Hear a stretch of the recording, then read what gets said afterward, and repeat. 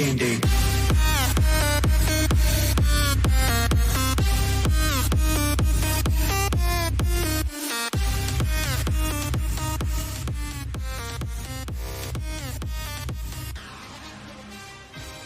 Welcome everybody to the next episode of Chiefs Focus, First and 10 Live. We heard JP, Quentin, and Justin. What's up, guys?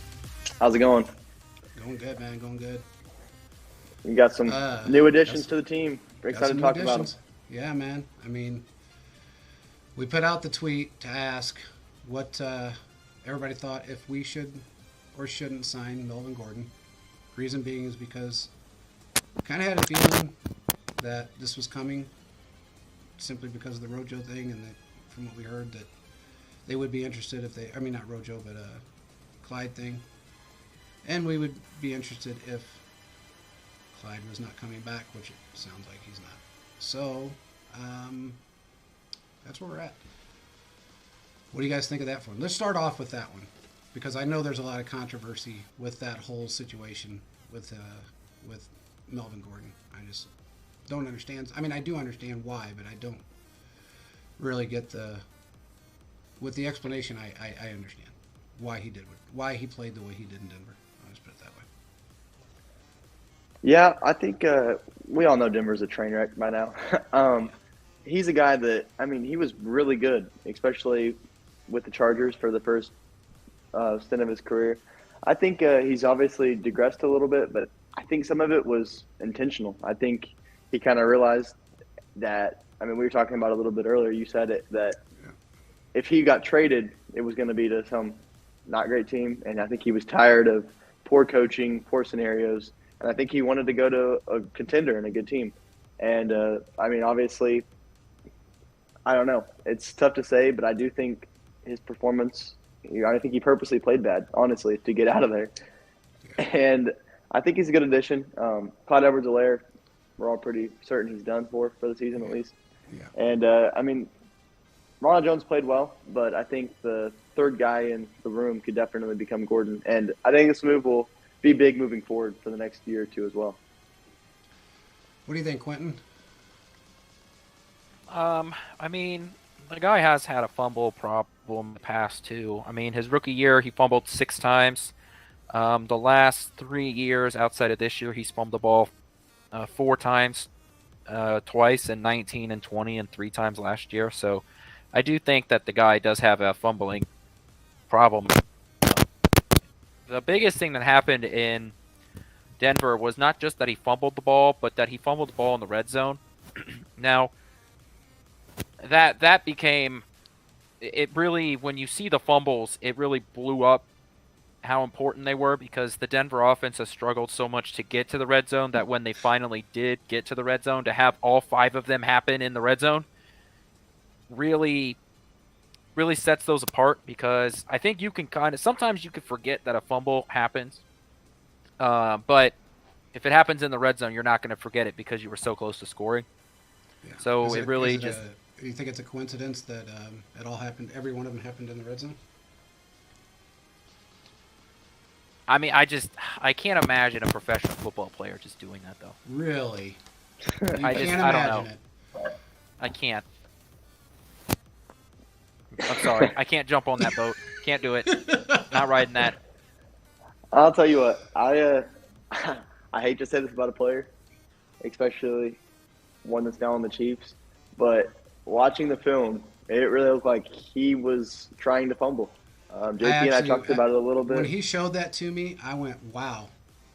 Mm-hmm. And it was almost every time. It's like when he was getting hit, he had the ball tucked. I mean, He had the ball tucked, tight.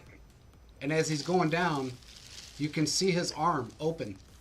Yep. You can watch his arm physically just open. And that never happens. Normally, No. They tighten it whenever they're getting it. And it kind of looks like he's almost turning into old Shady McCoy. As soon as he hits contact, it's out here. And Shady's problem was this. Let me carry it like a loaf of bread. You know, that was Shady's biggest issue. I just don't think it's coincidental. On the other hand, then I don't want a player in my locker room that gave up on his last team. I would give up on that team. I honestly would. If I had to deal with Russell Wilson on a daily basis and I had no way out, you got to come up with something to get your ass out of there. And if they weren't willing to trade him, or they wanted to trade him, and God forbid he went to some crappy team that he definitely didn't have any career or any shot at anything. I mean, God forbid he went to the Browns, or Carolina. I mean, I can almost justify it because of everything I've heard from my people in Denver about what's going on in Denver. I can see a lot of players just saying, you know what, eat my contract. I'll go home. I'm going to go home now before I kill this man. And that's where a lot of players are right now. I mean, when Russell Wilson doesn't go into the locker room after a game, there's an issue. It's that plain and simple. I don't know, man. I'm not so concerned with his fumbling. And look, that's not something a good coach can't fix. If it's a real major issue, that a good coach can fix that problem. Bingo. No matter how old you are. He just hasn't had good coaching. I mean, look at the two teams he's played for. What good coach did he have? I mean, they suck. Yep. No offense, but they've had terrible coaching in both teams. You got a 3-6 high school coach, and then you got, who was it prior to Staley? What was That's just how bad he was. Yeah, I don't even remember his damn name. So, I don't know, man. To me, I think it's just, it could be a combination of both, but from what I hear, he wanted out of there badly. Oh, And he it was definitely old didn't Anthony want to go to a Lynn. bad team. Huh? It was Anthony Lynn, wasn't it? Anthony before Lynn, Staley? that's right. I forgot about him. Where's he at now? Yeah. Probably on the couch. Let me look. No, Might be I'm the sure high- he's an assistant somewhere. At a high school?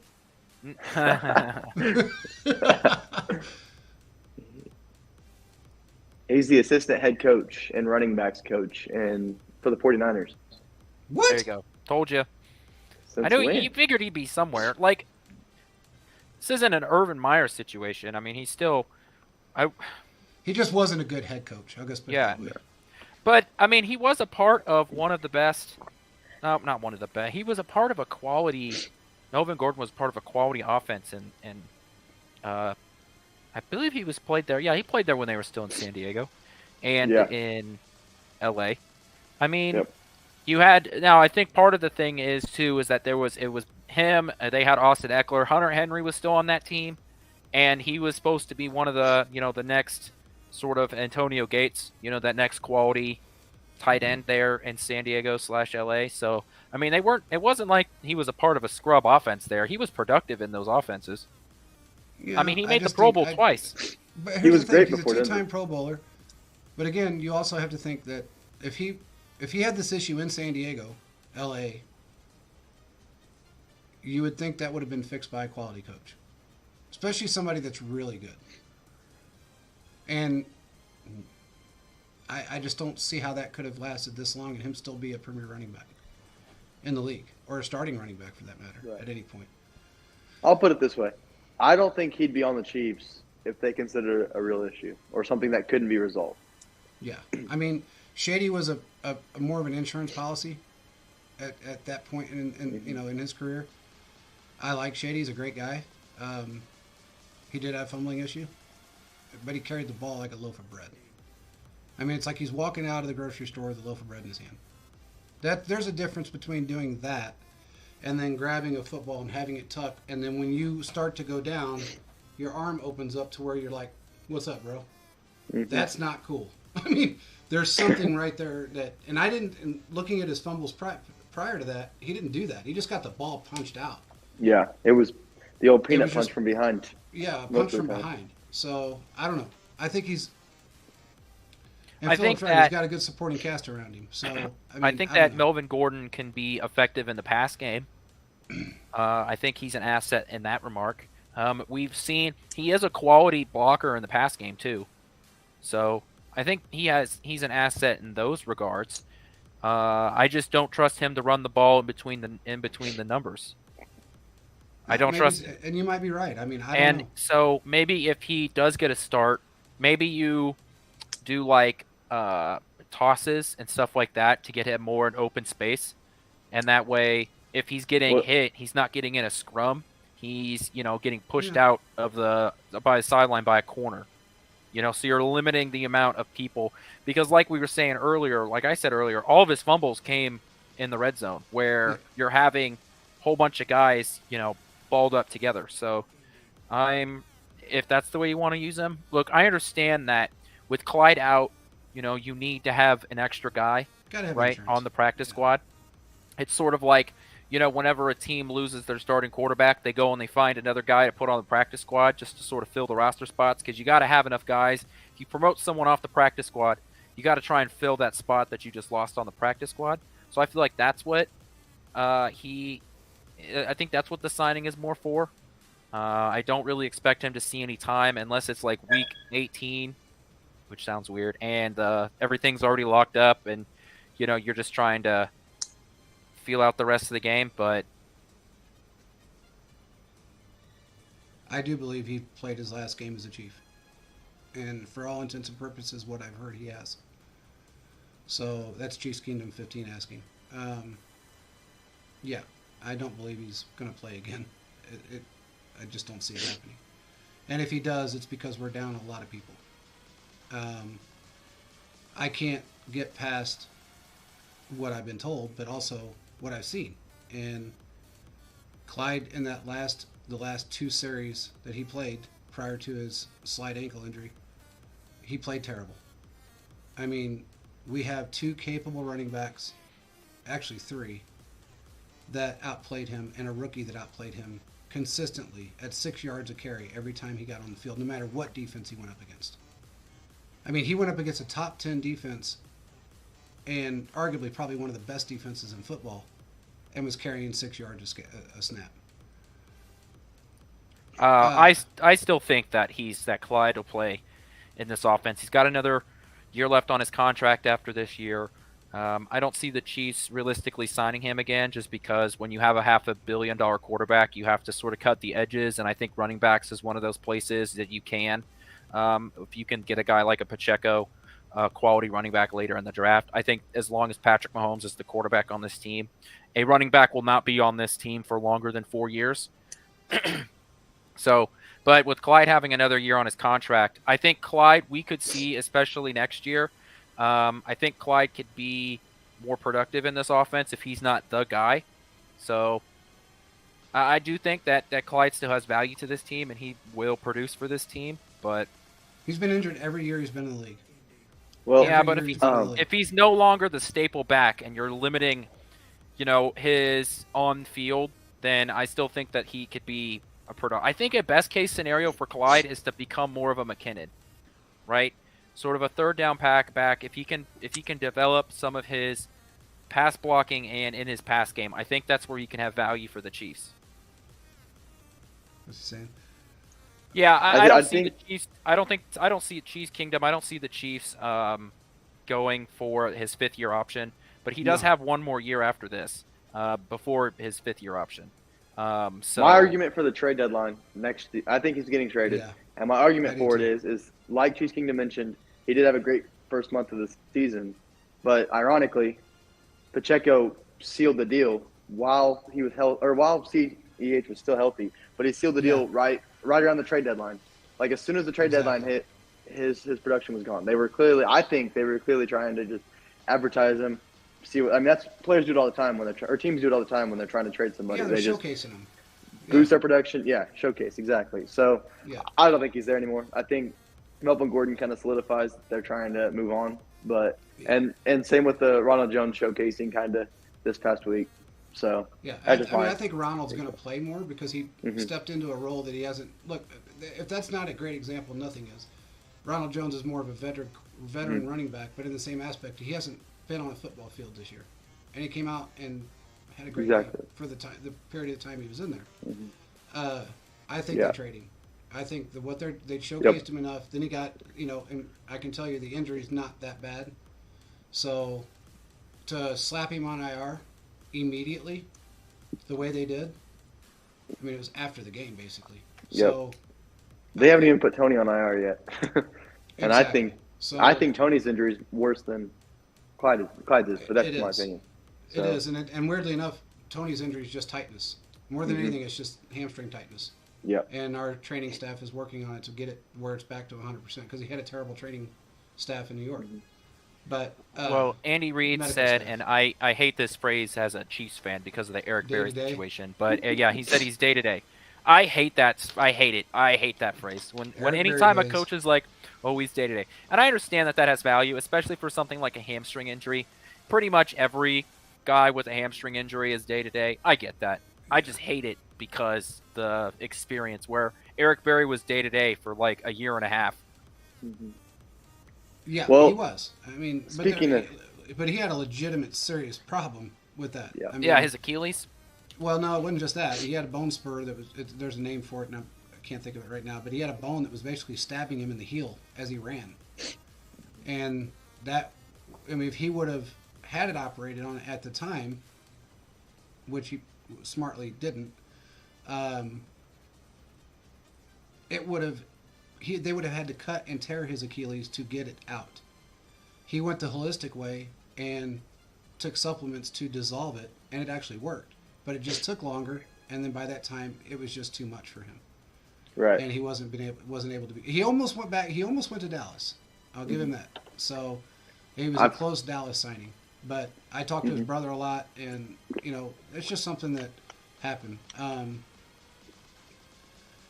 Well, as far as Clyde's high ankle sprain, it is what they're calling a high ankle sprain. You have to realize that that's what they're saying right now. It may be a very slight high ankle sprain.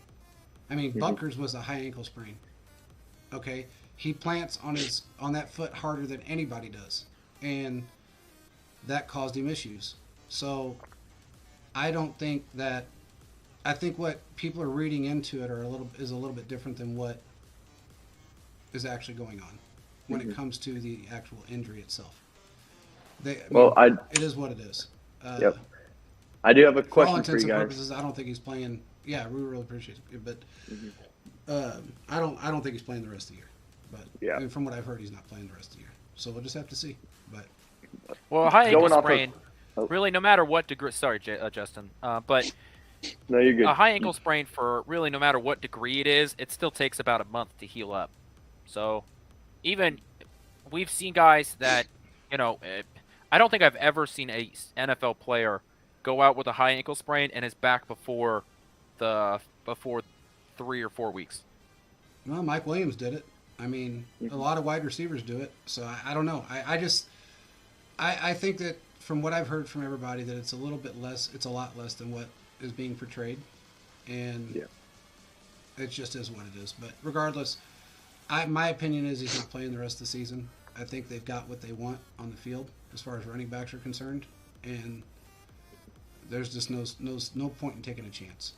Well, there's only 7 games left, so that's right at the end of that high ankle sprain. But Mike Williams came back and immediately re-injured it. I know, but I'm just saying that's the point. I mean, I'm just saying people go out, they get high ankle sprains, they come back, they play. Some guys play through them. So, Yep. And you're right, they did rush him back like they rushed everybody back. That's the problem with the Chargers. I just know from what I've been told that it's. And look, we were told prior to the season, starting, that Pacheco would have the starting role by between weeks 5 and 7. Yep. And that's exactly what they did. And now it's to a point where Clyde's out and immediately put on IR. I just don't see him coming back the rest of this season. Unless the only way it happens is if, God forbid, 2 of them go down. I mean, honestly, I think they would put Gordon in before they would put Clyde in at the end of the season, or even towards the playoff time. I think they would do that. And that's the Because reason they know why what they signed Clyde's him. got. Yeah, They know what Clyde's got. You might as well see what Gordon's going to do. exactly. I mean, you never know. So everybody has a different way of working in a system, and it just seems like people work better in our system. I don't know, just my opinion, and what I've heard. But regardless, we got 2 other signings. Yep. Go ahead. We got Brandon Williams today, Yeah. the defensive tackle. What are you guys' thoughts on that one? I'm happy with it. I mean, I like the fact that we're adding depth. Mhm. It's just something we need to do. Yep. I think What do this you is a think? guy who he's huge, and he's kind of I think he's kind of like a Chris Jones type guy where his dominance and his great performance doesn't always show up on the stat sheet because you have to double team him, and he's always blowing up gaps and stuff. So I think he's going to be a great player that's going to create opportunities for everyone around him. I agree. I agree. What do you think, Quentin? I think this is adding depth at any of the line positions is good. And, when we talk about the best offensive line is where you have five guys that are able to stay in the entire game. The best defensive line is when you can rotate 6, 7, or 8 guys all throughout the game. Now, he's on the practice squad, so he's not playing. But Right. my point is that if an injury were to happen between him and Danny Shelton, you have insurance policies that towards this time of the year, there's a lot of teams that are really injured and could really use an extra guy. And so for the Chiefs to add another one of those guys is productive. It's not a signing that that's going to hurt you. It's just only something that can help you. Now you hope that it doesn't come down to it, but it's a good insurance policy. You have a veteran guy that signed with your team. I think he's been in the league for like 10 years, 9, 10 years, something like that. 9. Yeah, I think 9 years. Yeah, there you go. So it's a good signing. I don't see how I'm not anybody could complaining. be upset with it. No. As far as Danny Shelton's concerned, Chiefs Kingdom, I've been on his bandwagon. We Believe me. have been on his bandwagon. All of Don't us. I mean, I love the guy. The guy takes up 2 roster spots. He's a monster. I think he's one of the best, or should have been playing, in my opinion. I know at one point, from what I understand, his agent was trying to get him basically traded to another team, and the Chiefs didn't let him go.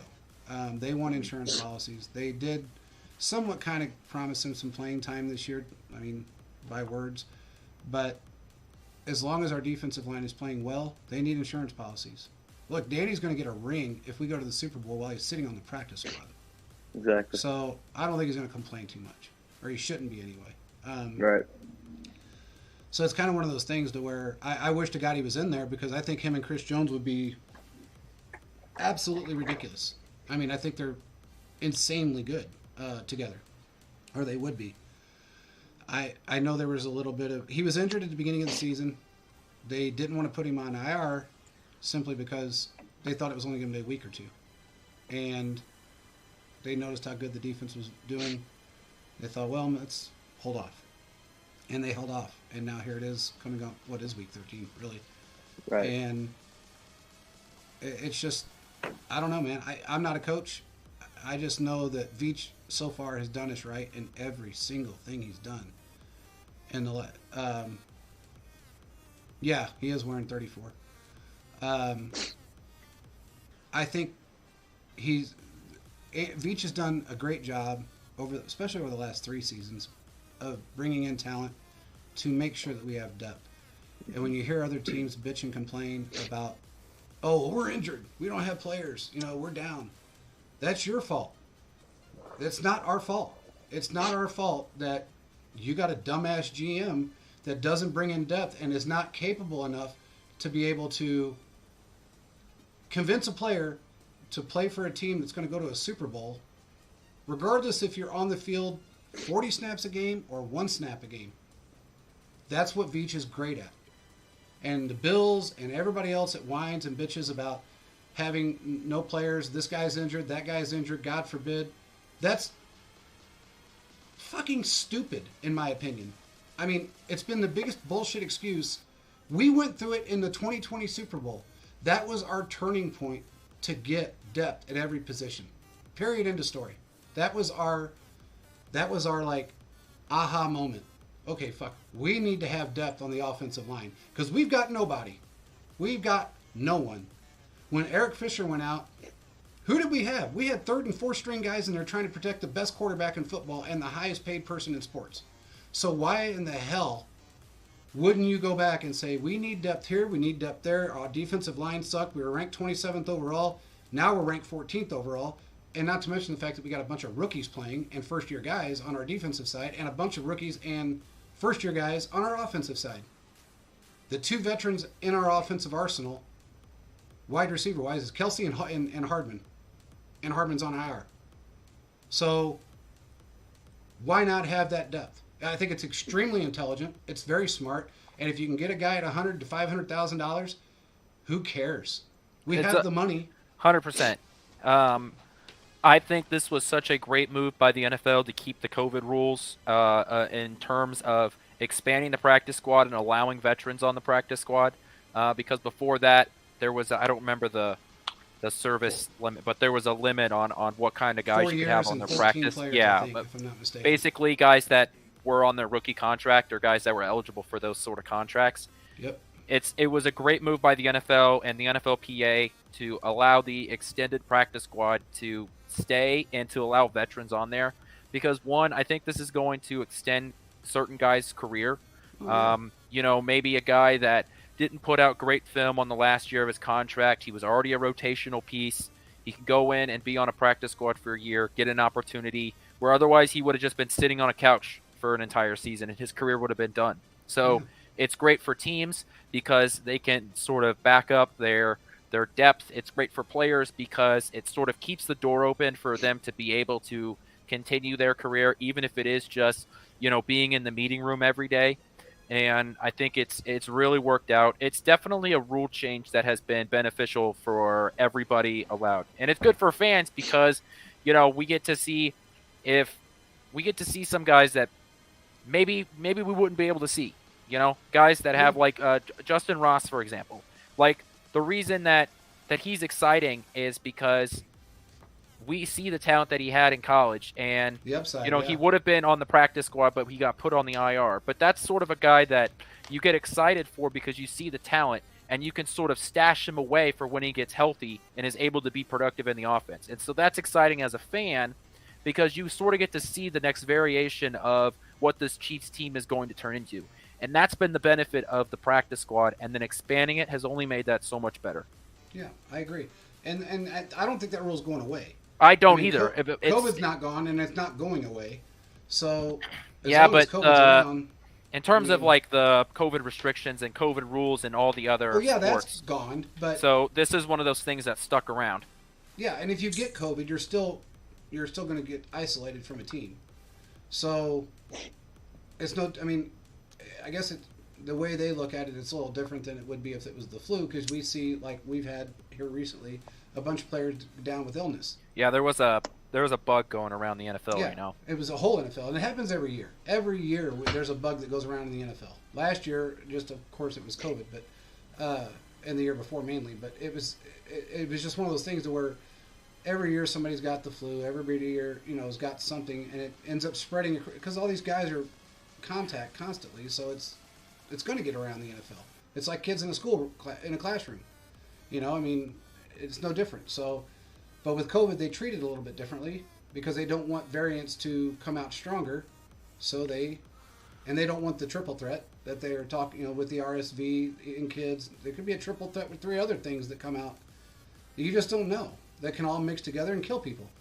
So they want to contain it, and that's fine. I like the rule. I think it's great, and we're able to keep, like you said, we got Danny Shelton. We got all these guys on the practice squad that we wouldn't normally even sniff. We would have to trade those guys off or cut them prior to the season, and it would suck. And as far as Justin Ross is concerned, if he would have been 100% healthy when he stepped on the Chiefs field, we don't know. Really, we wouldn't know if he was going to be on the practice squad. I mean, he was damn good. And there might have been a situation where somebody else may have been on the practice squad. We don't know. But we know we got that excitement building that, man, what's he going to be like next year? What is this offense going to be like next year with adding him in it? It's going to be kind of crazy. So, it turns into one of those, the diamond in the rough, where if you have, these guys on a practice squad and over the next decade, only a handful of guys end up, producing for you significantly. That's production you never would have had without it, And a Chiefs Kingdom brings up Wharton, 100%. 100%. Wharton could totally be a guy that, comes back from his injury, is a free agent. Turns out that he signed for to go for. I almost called it spring training. I don't know why I do that. Because you're a baseball guy too. I don't know why. I always think when he comes for you sign him for camp, and he could be fighting for a spot, and then he may end up on the practice squad, and that's totally fine with me because you have a guy that is still in your system that knows the Steve Spagnuolo defense, and if something happens, he can be brought back up. It's those kind of signings that I think are really the cream of the crop. That's what separates the good organizations from the great organizations from the good organizations, is being able to see out some of these things that might play ahead. Because on this roster, as a Super Bowl competing team, your 6th, 7th, and 8th defensive linemen matter. Yeah. Your 4th and 5th corners matter. And your 4th and 5th wide receivers matter. Your 4th, exactly. And so to have those kind of guys sitting on a practice squad, learning and maybe looking to become a productive member of this team, I don't feel like there are organizations out there that are thinking that far ahead. And the Chiefs and Brett Veach have done a fantastic job over the last few years of adding depth, not just on the 53, but in the practice squad. And that's what these signings recently have been.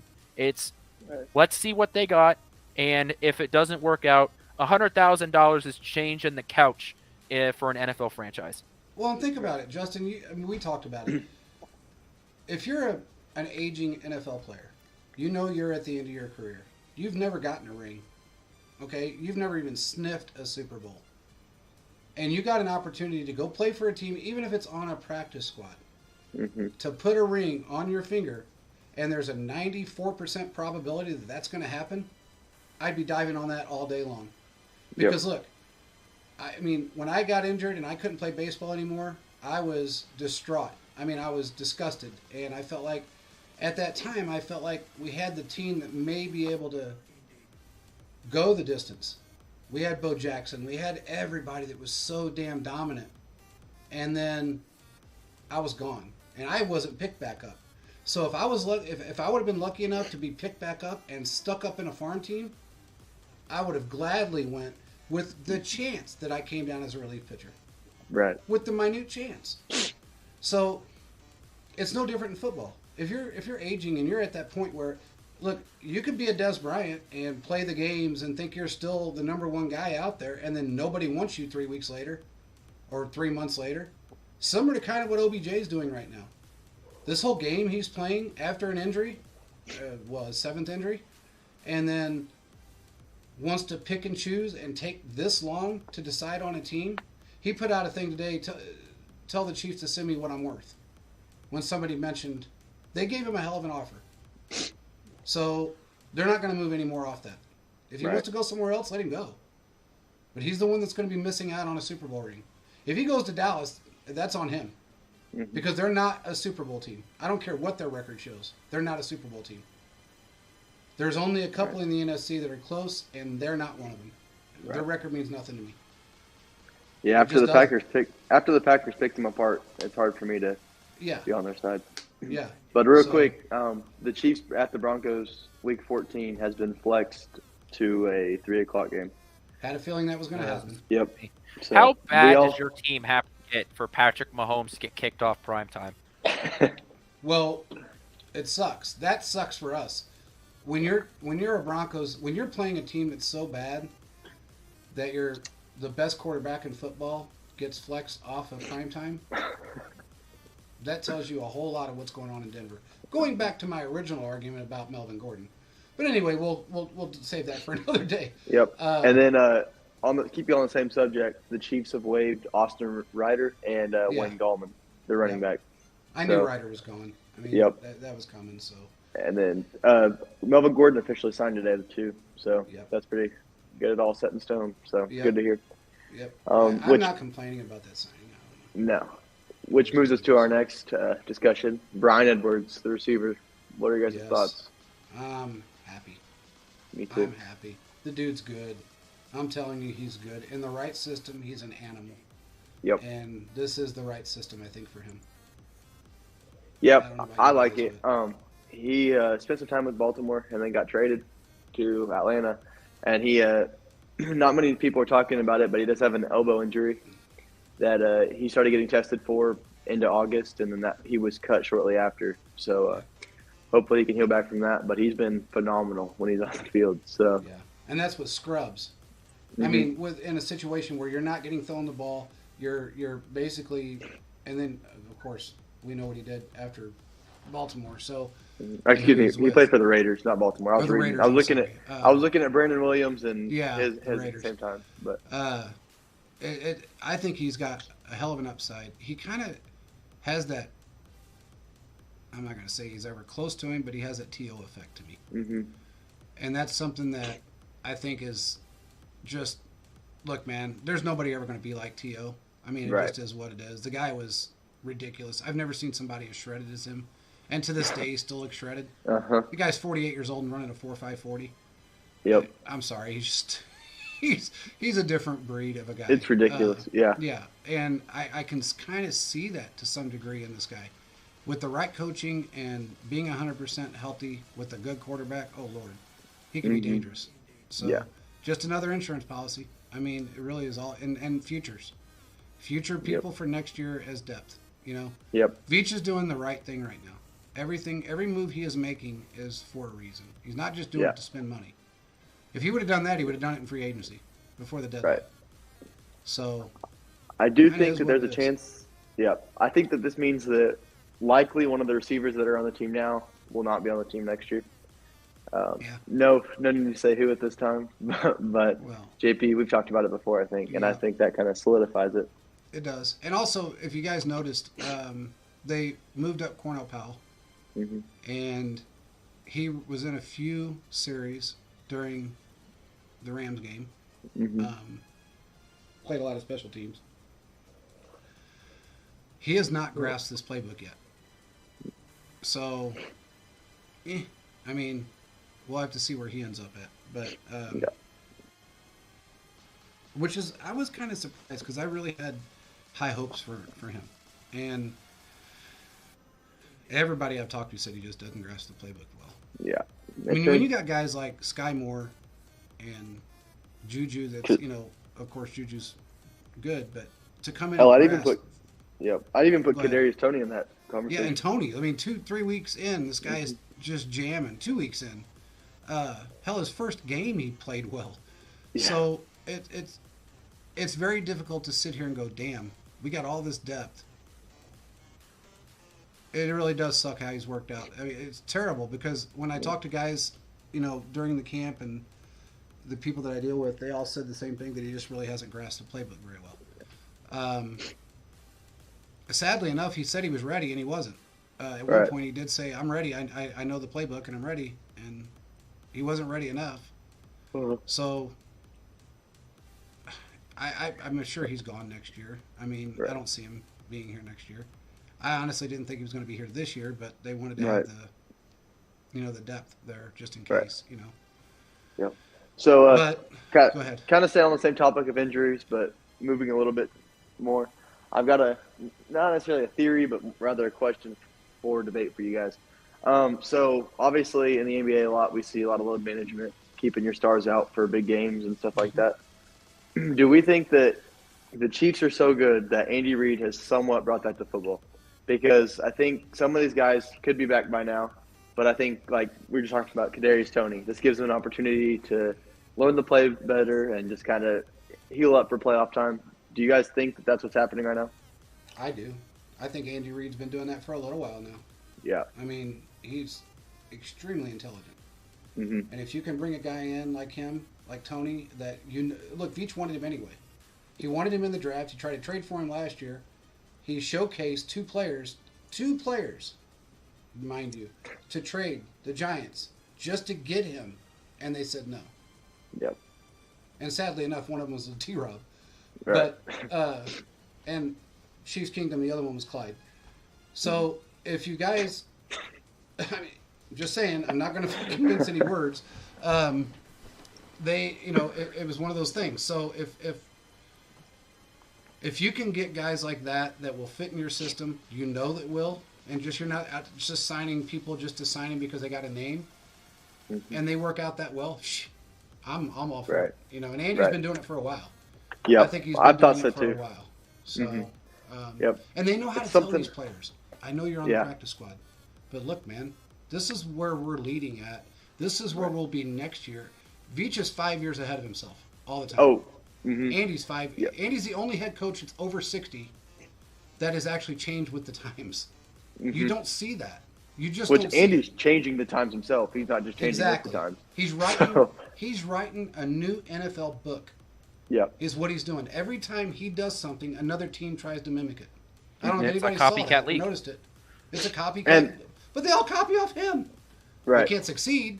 Even the GMs are trying it. Well, I mean, Yeah. it's like, the way the NFL works. It's like Andy Reid's out here. He's the A student, and then the other students are looking over him, trying to figure out what he's doing. But they got to change their answers just slightly so it doesn't look like they copied off of him. But that's why it doesn't work.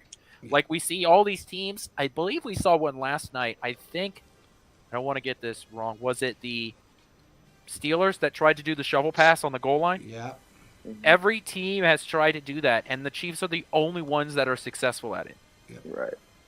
And sadly But- enough, it's crazy to think that when we did that, we did it with an injured offensive line and was still successful. Yep. That's the most insane part to me. It blows my mind. Prior to having the offensive line that we have right now, with an injured 2020 offensive line, we were still able to make that shuffle pass work. Right.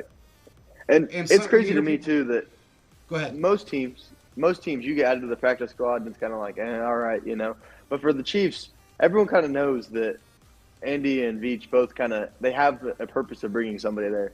And so I think it's that's why everyone's making such a big deal about these signings, even though they are just practice squad for the moment, because everything they do is looking way into the future, and they have a big plan and a big purpose for everything. So it's just one of those things where it's impressive. And another thing about Reed is we were talking about the future. He only cares about Super Bowls. He doesn't care about team stats or anything. Like if every single guy could put up zero yards, 0 touchdowns, everything, but they win a Super Bowl, he would do it. And that's what makes the culture in Kansas City, because he brings in players that are the same way. They don't care about anything else but Super Bowls. So Yeah, I mean, look at Travis Kelce. He's a great example. Travis Kelce is like, and I don't want to compare him to Tom Brady because he's actually better at his position than Tom Brady is, but or is still, whatever. I don't know what the hell Brady is anymore. But anyway, Kelce could have been the highest paid tight end ever, and he has taken lower contracts to stay with the Chiefs and help the team. That is unheard of. I mean, most guys are so arrogant and so above their own mindset. God forbid they would do that. Would you think Gronk would ever do that? Hell no. yeah. Hell no. I mean, look what Waller just did. Waller said, "Wait a minute. You just gave Devontae Adams $30 million a year. I want an extension. I want more money." And then he got injured. Right. And he's been sick. And I mean, the last Chief that was a superstar and wanted all the money, he's down there in Miami now. Yeah. So, I mean, I will push back on this conversation because, if you are that good at, your job in this sport or any sport, you should be compensated for that.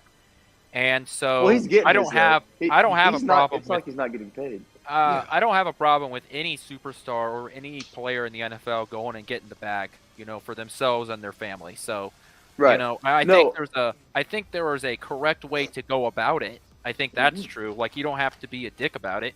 Right. But I do think that, if you're talented enough, the NFL is a business. I mean, each team is $1 billion corporation. And regardless of not if there's a salary cap, these players have the right to go out and get, what they can. Because for a lot of these guys, they're only going to be in the league for a couple of years. I think the average NFL player is in the league for 3 years, which isn't even a rookie contract. So if you're in the league to get that second contract, you should try and get what you think you're worth. No, I definitely agree with you there. I think, we see players go bankrupt all the time after being out of the league for 10, 20 years. And so usually those are the guys that go after the bag, though. Right. Sadly. And the thing is, though, these guys are still getting paid good, no matter how you look at it. And I just think that 9 times out of 10, you're either a highest paid player or you're winning Super Bowls. So I just think that you need to. It's just a balance between what you value more, and that's what the Chiefs focus on. They all are You're getting 100% paid. They're right. all getting theirs. Yeah, Yeah, I and mean, but look at they're Tom winners. Brady. Look Hmm. at Tom Brady. He was the 17th highest paid quarterback all through his career. Right. When I he mean, but left, it's easier for Tom Brady to do that because his at the time wife had her own, way of I so it's not. understand that, but I'm just saying he could, as arrogant as he is.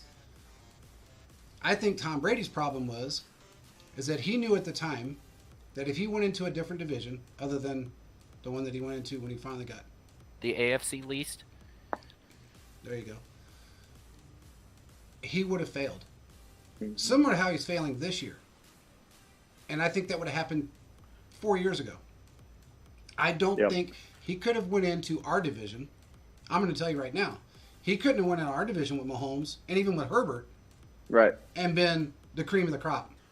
The It most wouldn't have important, the most important part of Brady's resume, and why, not fully why, but reason why he is considered the best of all time, is because he was willing to prioritize winning over money. Yeah.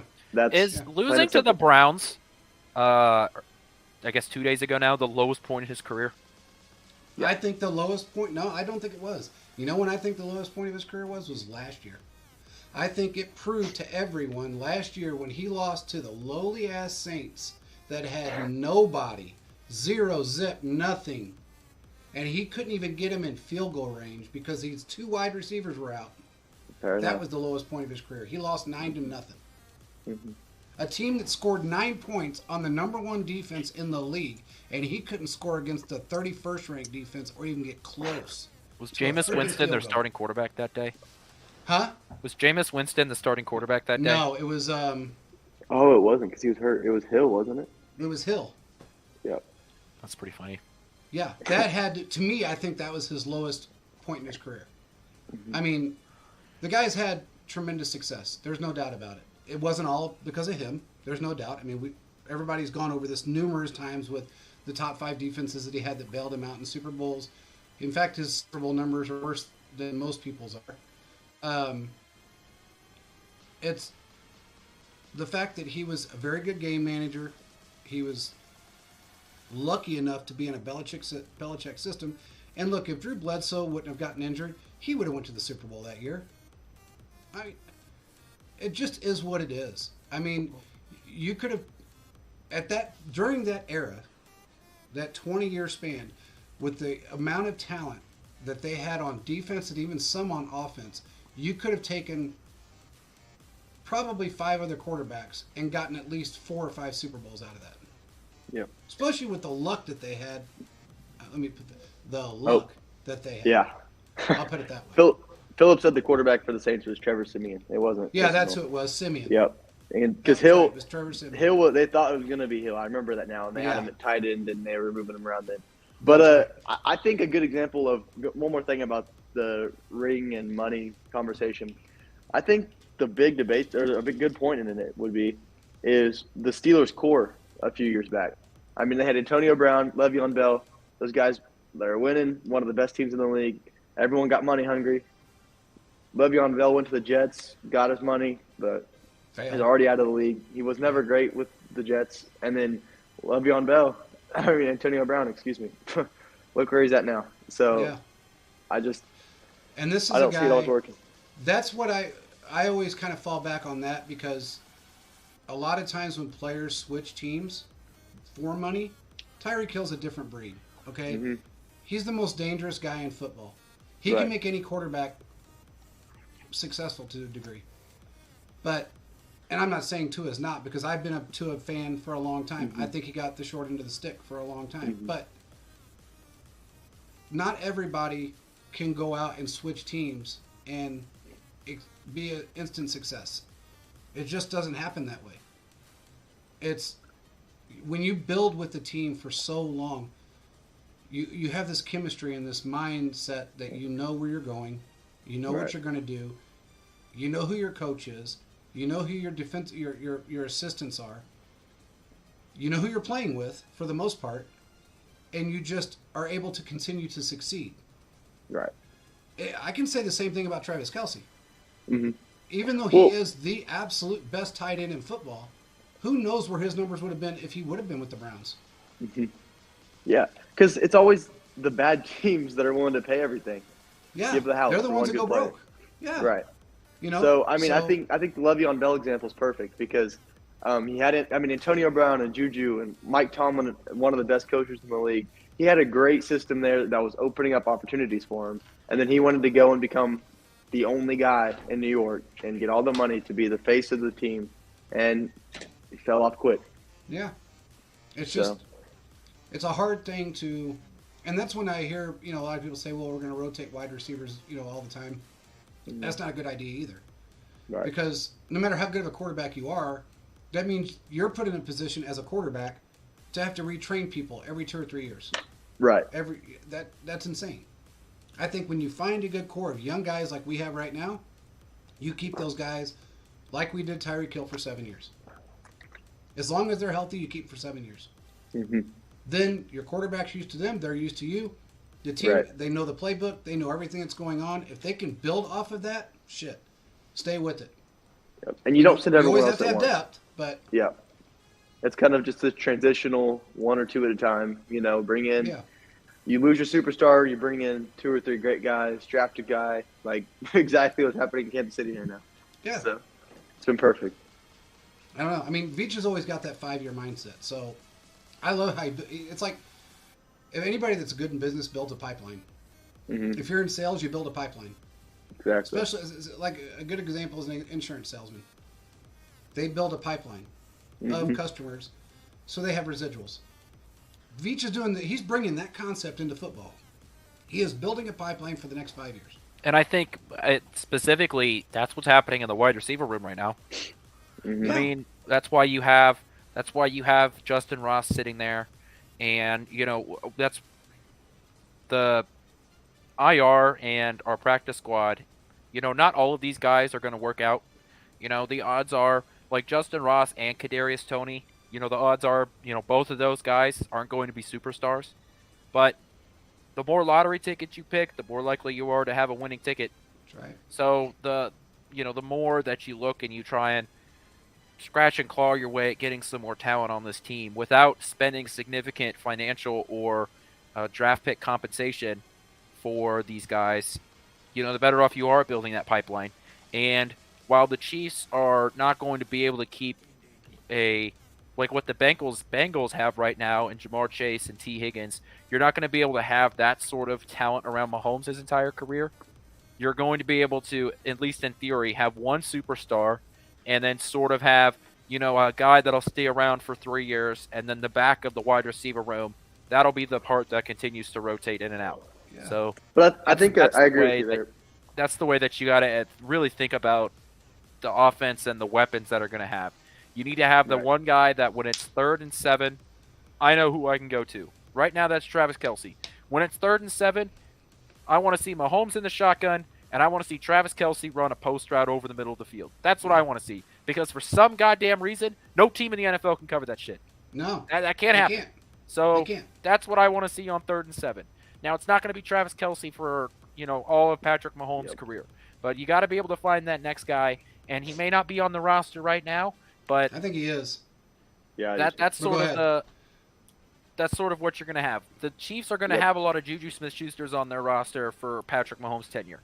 Guys that quality guys that are on the roster that you can depend on. The Chiefs are also going to have a lot of McCole Hardmans and on this roster too. Guys that are probably going to stick around for their rookie contract, quality guys, productive guys that I think there's a real argument for wanting to keep around, but the numbers just probably aren't going to work out. So that's the way that we as fans, we enjoy the talent we hear while it lasts, but we also need to know that those kind of guys are going to end up moving on. At Yeah. some point, I they agree will. with you. Yeah. And I think having Travis Kelce has kind of redefined how people look at the superstar and the wide receiver 1 and 2, just how they look at it, especially Chiefs fans. Because I mean, we can say sure we won't have a Bengals like receiving core, but when you really look at it, I mean, you classify Kelce as a wide receiver 1 in the superstar category, and then 2 is pretty much a wide receiver, is our true wide receiver 1. So then it's kind of this weird mesh of stuff like that. And then, I mean, It's we like can hope 1A, that 1B. Kelsey – right. Yeah. And we can hope that Kelsey plays forever, but we know there's a pretty good chance that Mahomes is going to play longer than Kelsey. So once Kelsey leaves, I could actually see – I mean, sure, we can also hope that we get another Travis Kelsey right in line to him. But I could also see it becoming more of a quote-unquote traditional 1-2 receiver core after Kelsey leaves, and to just focus more on that and have a big receiver, a fast receiver, and then all-around number one guy type thing. Well, when Kelsey retires in 5 years, and I throw out 5 years because I feel like it's going to be 5 more, I think he'll play until he's at least 37 or 38.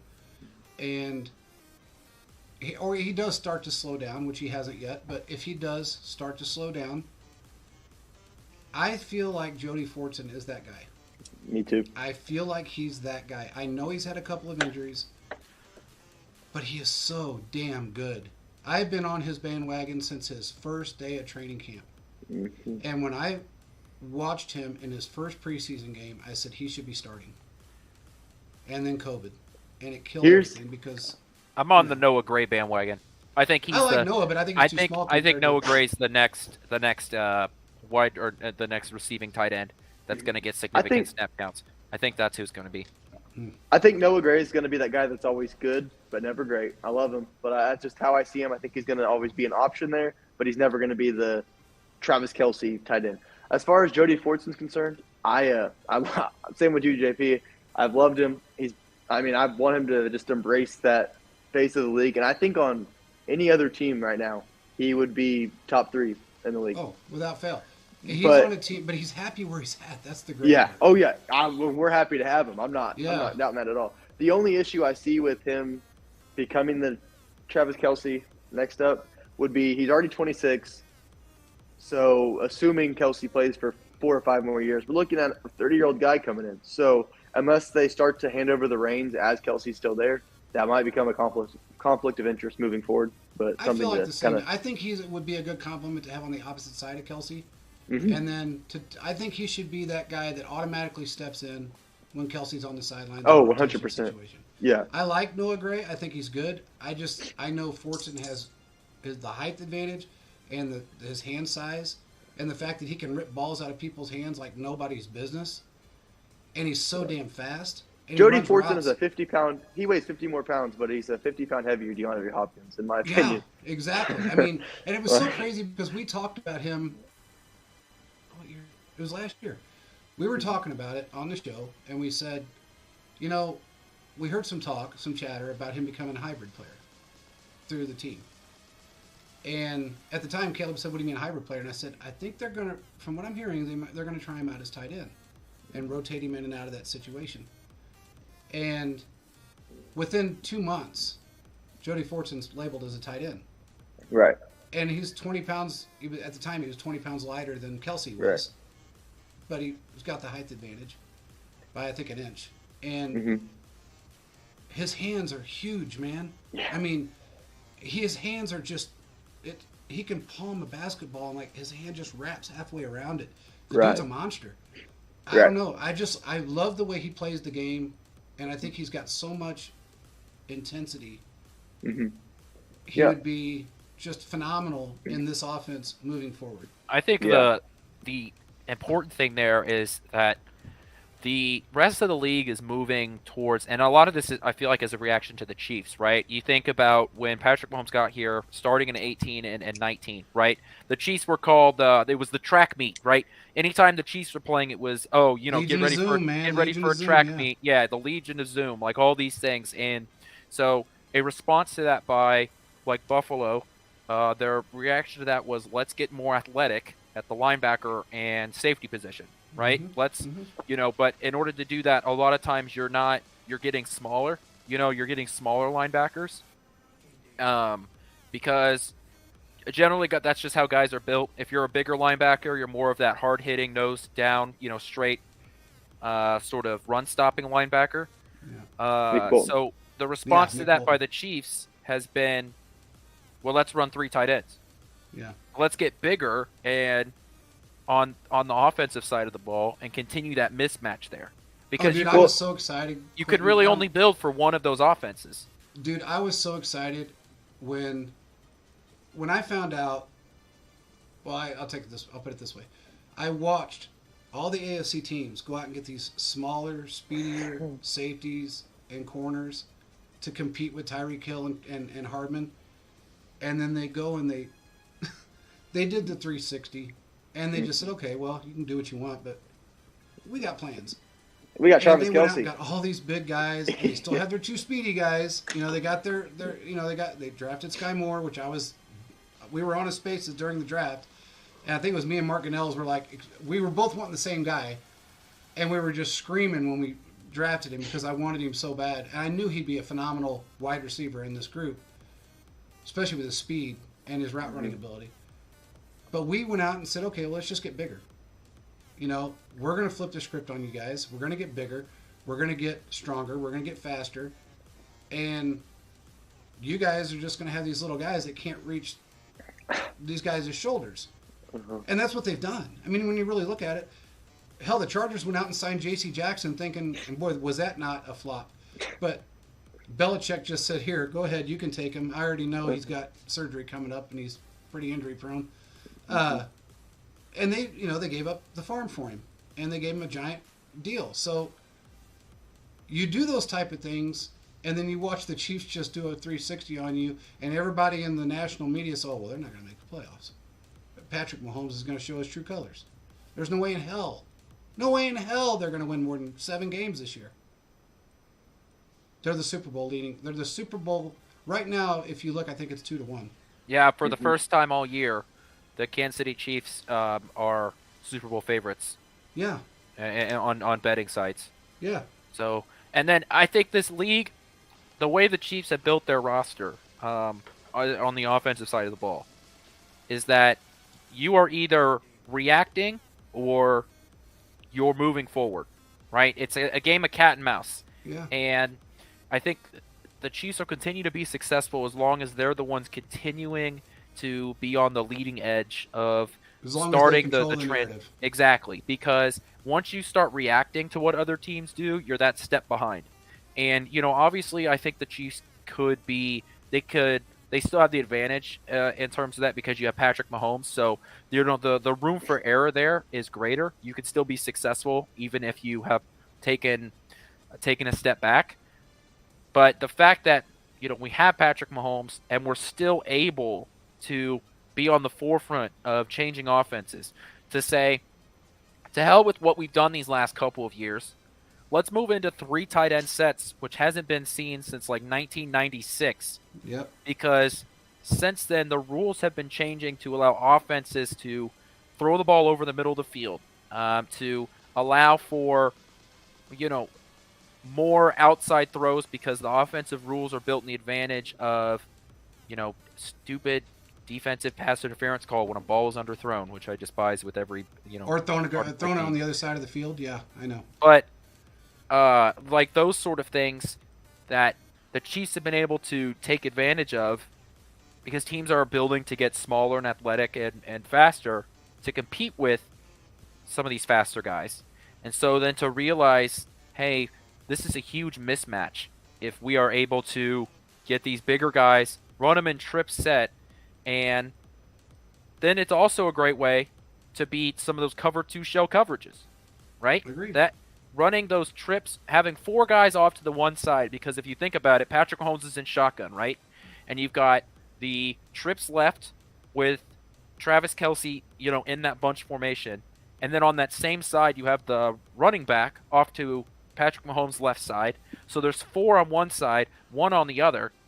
And depending on the route combination, you can run both man and zone beaters through that offense. Yeah. And no matter what the defense does, the defense is put in such a bind that despite the fact that their defense is set up to have the number advantage, your offense can still be successful because you're able to run both man and zone beating routes outside of that offense. Yeah. And that's what Kansas City has been able to do. So if there's anybody out, maybe I might do a show about this, my show, that the reason why Kansas City has not struggled with that shell coverage, right? That's all we heard last year. All we heard last year was, oh, look at these teams. They're running shell coverages. The Kansas City Chiefs are struggling with shell coverages.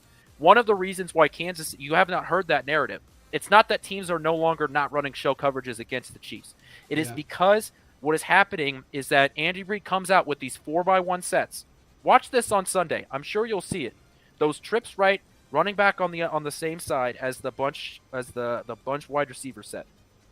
Yeah. And the Chiefs will run that crossing over route, right, to beat the zone, and then they'll run a we're on offense, so it's a rub route, not a pick. It's a rub route. If you're on defense, it's called a pick move. And that beats the man coverage. Now, obviously, it gets more complicated than that because there are things that the defense can make, right? It's a league of adjustments. But that's the general idea right there.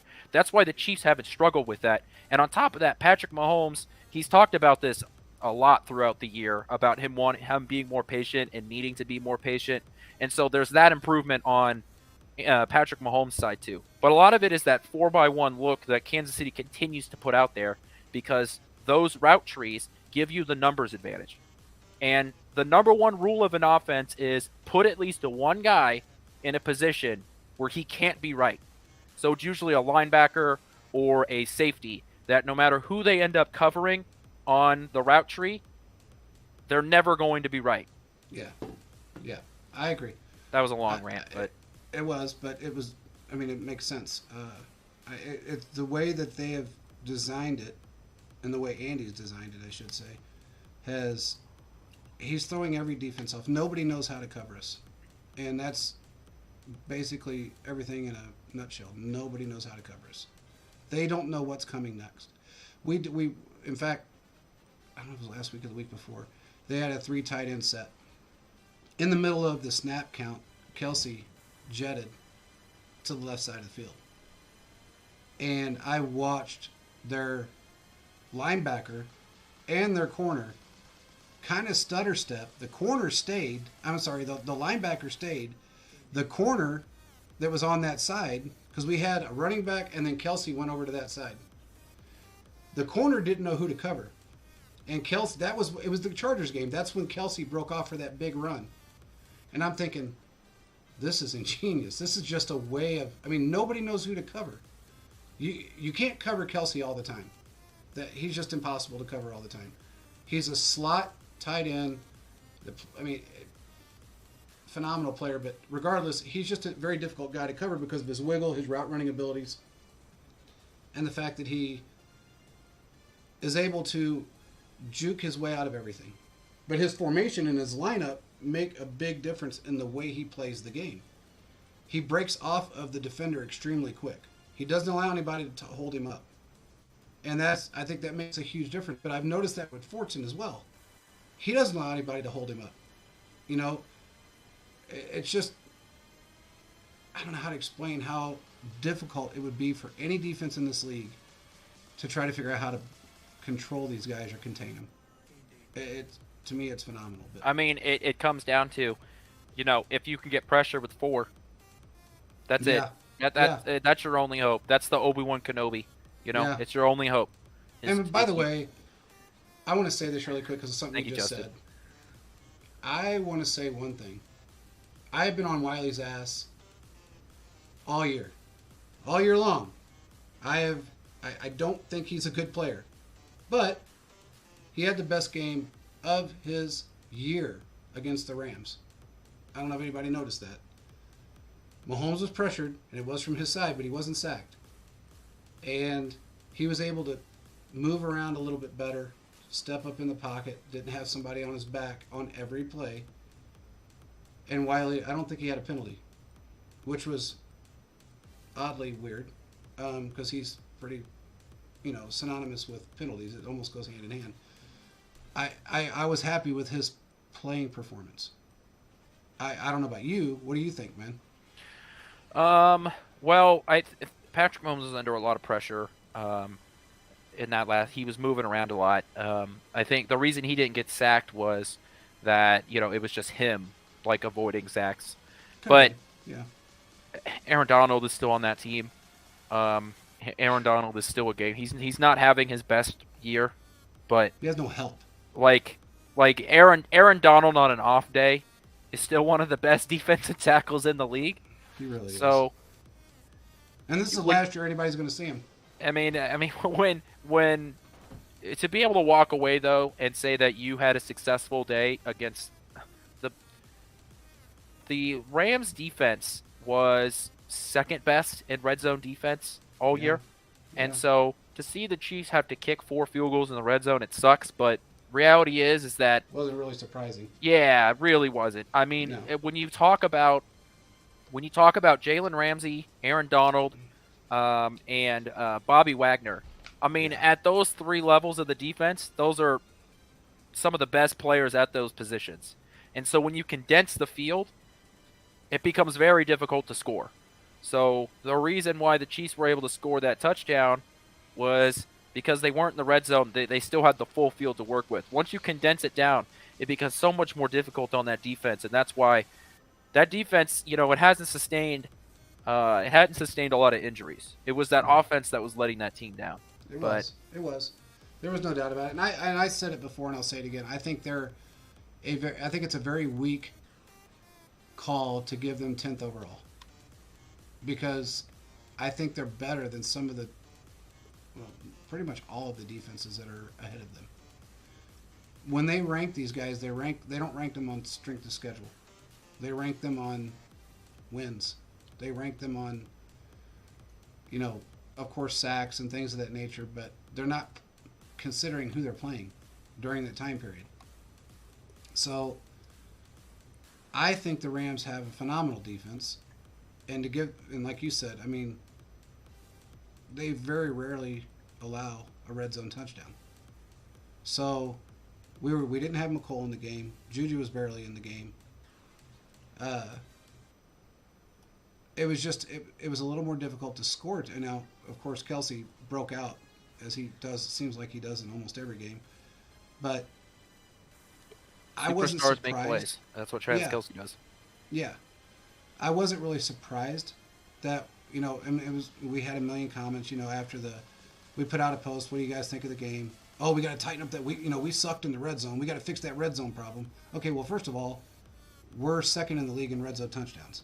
So because we had one game that we didn't have a bunch of red zone touchdowns doesn't mean anything, especially against that defense. So everybody needs to just back on that one because that was kind of a silly comment to make. We've been phenomenal in red zone as far as red zone scores. So that was the most butt crews kicked in one game this entire season. I think by 2.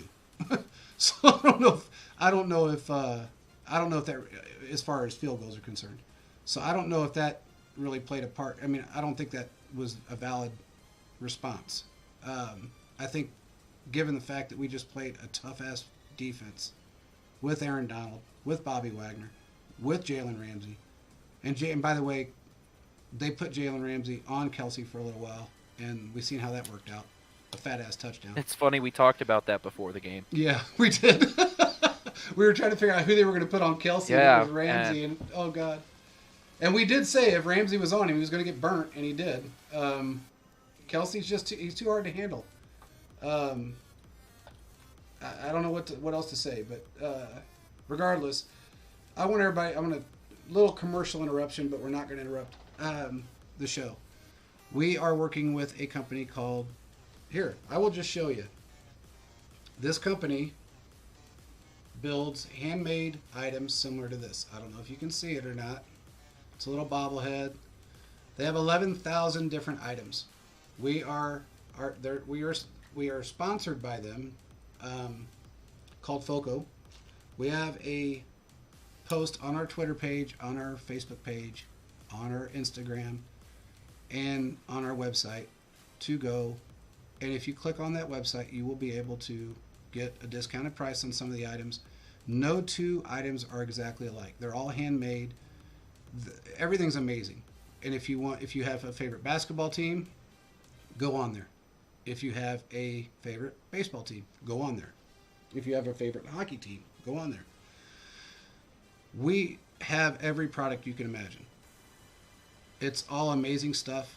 I'll give you one more example. I have to grab it really quick.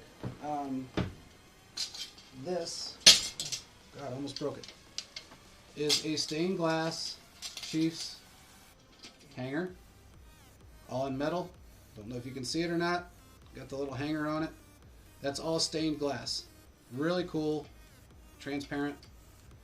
We have a lot of different things that are coming. They even have a crazy thing. They even have a Lego set that you put together, and it's of your favorite stadium. We have one of them. We're putting. I'm not touching it. I'm not a Lego guy, but it's not huge, but it's enough for me to go no. Let my wife and daughter do it. But it's a really cool remnant of Arrowhead Stadium. It's got the goalposts. It's got everything there. The grass, all of it, very cool. We've got so many products that you can choose from. Just click on the little link on our pinned tweet on Twitter. You can check it out on Facebook. It's on our website. Very cool stuff. We also have a company called Nico Sports. They have some limited edition signed footballs. Travis Kelce signed football, a few other ones that you can get from them. Just click on that link and you can get to that as well. We are working on, right now we are signed up with Fanatics, and you will be getting discounts with them. Also, we have CBS and Paramount, which just now put out a Cyber Monday special. You can get Showtime, Paramount Plus, and one other. All of them combined. 1 month free, and I believe it's 6 months for $5.99 if you click on it from our website. So, get busy because you can't. And we also have a holiday assortment coming out that actually I think will drop tomorrow. And you can get your gifts in before it's too late. They ship very quickly, so you'll get your gifts in really quick. But everything they have is really cool. From clothing to backpacks to just whatever you want, they've got it. Most unique items you'll ever find. And there is a bobblehead that is amazing. It's the Bigfoot bobblehead. They've got some combination players with Travis Kelce and Mahomes. They've got a lot of different things. It's just amazing to see. They even have a Travis Kelce and Tony Gonzalez that are together. It's pretty awesome stuff. For the people that have been listening, I want to see if you're still here. Chiefs Kingdom 15, are you still here? You can answer me through the comments. Whoever is listening right now, put up a comment because I planned on doing a giveaway, and I want to see who's all here, and if you guys show up, great. If not, you won't get a giveaway. But Chiefs Kingdom 15 has been here, and so has Philip through the entire show, and I want to see who else is in the show right now. If nobody else is on right now, then it's pretty clear cut. So, with that being said, we can move forward onto the show. Let's talk about the Bills really quick.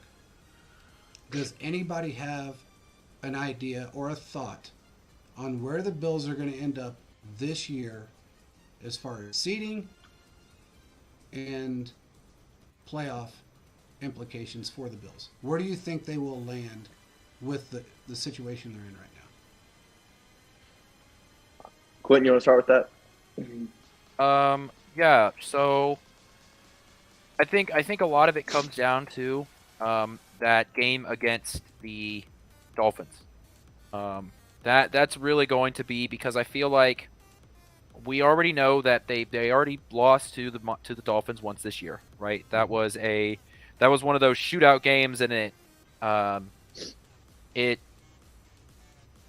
really put to me at least, it put Miami on the map, right? I think that's fair to say that was one of those games that I think we started to take the Dolphins more seriously. They play the Dolphins here in a couple of weeks. I think it's like their second or third game. Yep. It's like two or 3 weeks away, I think. Mm-hmm. But there's a chance that defines the division. Yep. I think I see them wild card team.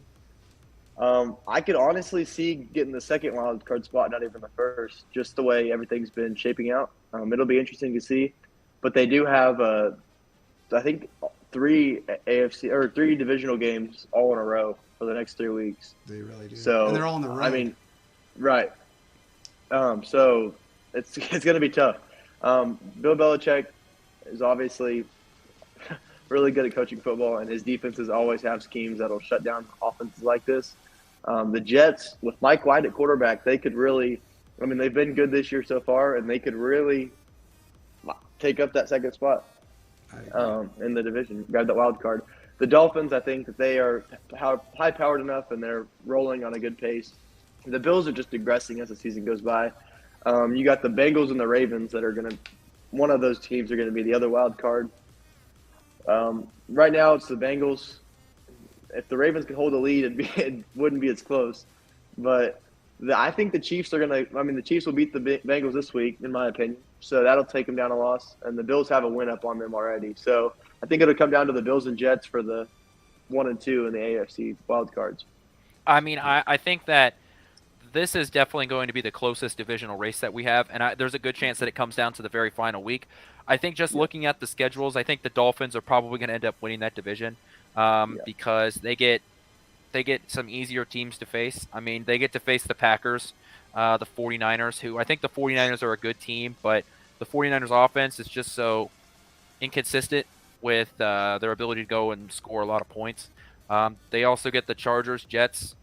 So while these teams aren't, they aren't walking over any of these guys, I think the Dolphins they just have an easier schedule. And if you can, if you end up splitting with the Bills have a worse AFC East record already. So I think the Dolphins are in just a better spot to win that division, which is crazy to think that there's a really good chance that the Buffalo Bills aren't going to win their division. If you would have said that at the beginning of the year, you'd have been like, you just been laughed out of the room. You'd have been crucified. It's Google crazy would to have shut us down. Yeah. It's even crazier to think that there's a chance that the Jets have a higher standing than them at the end of the season too. It's funny because we talked about this and it was like, man, the comments were something. But I actually did say I thought the Bills were going to regress, and I said I did, and I said I thought the Bengals would regress as well. I didn't think they were going to be the Super Bowl team that everybody thought. I was just that could have been part of me as far as the Bills are concerned, I should say. That was part of me being just a homer. I didn't expect it to be this bad. As far as the Bengals were concerned, I knew they were going to regress. And looking at their schedule again, yeah. I mean, it just kind of goes to show you. But I will say this. The Chiefs have a advantage at the end of the season, given the fact that we are playing a relatively easier schedule towards the end versus what we had at the beginning. I think we were ranked second toughest division or toughest schedule in the league. So he said Dolphins at the Niners Sunday. Ooh, that's going to be a fun game. Yeah, and he's right. The AFC East remainder of their schedule is tough. Right. Who would have honestly? I'm blown out of the water at the AFC East and the NFC East right now. Those two I didn't expect. I was just looking at the NFC East. Yeah, which shout out to Taylor Heineke and the Commanders because I did not even realize that they were 7-5 at this point. I knew they had a winning record, but 7-5, and Taylor Heineke, I think he's been like 6-1 since he's come in as a starter, which has been crazy to watch. It's been pretty cool, upsetting the Eagles and everything. So, I mean, shout out to them. There's a chance that the NFC East takes every wild card, which is kind of crazy to talk about. Well, I will say this, that the NFC East, much like a lot of the other divisions, like the Giants and Commanders still need to face each other. So not all of those teams are making it to the playoffs just because one of them's going to knock out. They're going to get knocked off. Right. All it takes is for Seattle to win a couple of games and they'll slide in there. So, like, I just don't know if the Commanders are going to make it there just because they do have to play some more divisional games. But, I mean, it's impressive that an entire division is at this point in the season has a winning record. And then you look at that's what cracks me up is both divisions, AFC East and NFC East, both have winning records on all four. Every I mean, look, all four of those teams in both, so I guess all 8 of those teams, have a lot of upside to them. Yeah. I think that no matter whatever fan base you are of any of those teams, I think you could legitimately look at them and say that, this is a positive going throughout the rest of the year and going into next Going year. into next And year, yeah. for a lot of those teams like the Commanders, Jets, and Giants, you haven't had a lot of upside over the past couple of years. You haven't been able to look and say, like, look at this football team. I'm happy that I'm a fan of this football team. So, Well, is it kind of crazy that they started to really come on strong when Snyder decided that he was going to go ahead and sell the team? I think Yep. it just put everybody at ease. well, It's like, thank God getting this rid of guy's some of the gone. distractions. And I think Yeah. that when you have that many distractions, it's hard not to. I think sometimes we make a big deal about, it's like, oh, they're not completely focused or, whatever. But I do think that having Dan Snyder as your owner, a football stadium that's falling apart, a team that doesn't know how to build a statue Literally for a falling player. apart, by the way. Yeah, you're right. Mhm. Go ahead. They're literally falling apart. It is literally, yeah. I mean, literally there's falling parts apart. falling off of the stadium. Yeah. So I just think all of that, all the like the 3 or 4 lawsuits that Dan Snyder's involved in. So Which will end up being more. Oh, hey, by the way, what's up, Diz? I see you, man. You ain't asked one question. I'm mad. Chiefs Kingdom asked a question here. Oh, What do you yes. think about Tyreek and the Dolphins in the playoffs? Well, I think if Yeah. there's any team that has a chance at limiting Tyreek Hill, it's the team that had him for 7 years. 6 years, Six, Yep. 7 years. We talked about this on the space a little bit earlier today, but Yeah. I think the Dolphins are probably the biggest threat outside of the Chiefs in the AFC. And I mean, they're an explosive, they're a really good team. But I think a Chiefs Dolphins matchup I don't think the Chiefs would allow Tyreek and his new team to take the win there. Not with Especially this defense. right, And- especially with a petty Mahomes coming out. It's good luck It's to not. It's not like the Miami's defense is not very good. you. No. There's They're that. not. There's that in mind. They don't have like, when it's that 3rd and 7 moment again. When it's 3rd and 7, Whoa. who's going to make a play on that Dolphins defense? Yeah. So I agree. you really think? I mean, there's not a lot. There's not a lot of guys on that team on the defensive side of the ball that I feel, that I'm worried about if the Chiefs have to face the Dolphins. Now, of course, Mhm. there's a good chance that Tyreek Hill comes in and gets his yardage in the game against the Chiefs, and I think that Tua for his first couple of seasons in the NFL, I think that he got a lot of flack for some stuff that I don't feel like was necessarily his fault. Definitely wasn't. But so I do think he's a good quarterback. I don't think he's like the next coming of Peyton Manning up in here, but I do think that Tua. Well, come on, there are some It's people that have true. been I mean, overblowing. It's true. Okay, I think the truth, much like many things in life, lies somewhere in the middle. I think that Tua is a guy that you can build a franchise around. I think he's a lot like, what's a good comparison here? I think saying he's like a Justin Herbert. You've got Patrick Mahomes, Josh Allen, and then some of the other quality young guys that are gonna come up and down as the season progresses. None of them, they're gonna come out and have great games, but they're gonna also take a step back as the year goes on. I think that's what Tua can be. You put guys around him, he can be successful, but if he has the ability to go down the field and win you a game, but is he going to do it consistently? I don't think so. So I think Tua's a guy that if everything goes right, then he can take this team and be successful in the playoffs. What do you think, Justin? Well, I think it's tough. As far as Tua is concerned, before now, I was really high up on him. I rooted for him, but just the media trying to make a Tua Mahomes comparison has almost stupid. grown. Yeah, it's so ridiculous that I've almost grown to not root for them solely off of that fact alone, because it just frustrates me that he's a good player, and I've always cheered for him until he grew. The comparisons with him and Mahomes just aren't there. So stop it. I agree. Oh, here, real quick. NFL Rookie Watch. Rookie pass rush win rate leaders. Kayvon Thibodeau, 14.5%. I cannot pronounce this guy's last name. Arnold something. Bakady or something like that, 12.6. George Karlaftis, 12.5. Oh, yeah. Adian Hutchison, 11.1. And Trevon Walker, 9.2. So George Karlaftis I think by the end of the season, will be in that number one spot. Yeah. Yeah, you're right. I agree. And by the way, I agree with everything as this did with you. Let's get into this Odell Beckham situation really quick, just because. Let's just end it once and for all. He made a tweet today because somebody mentioned him and said that he come and play for.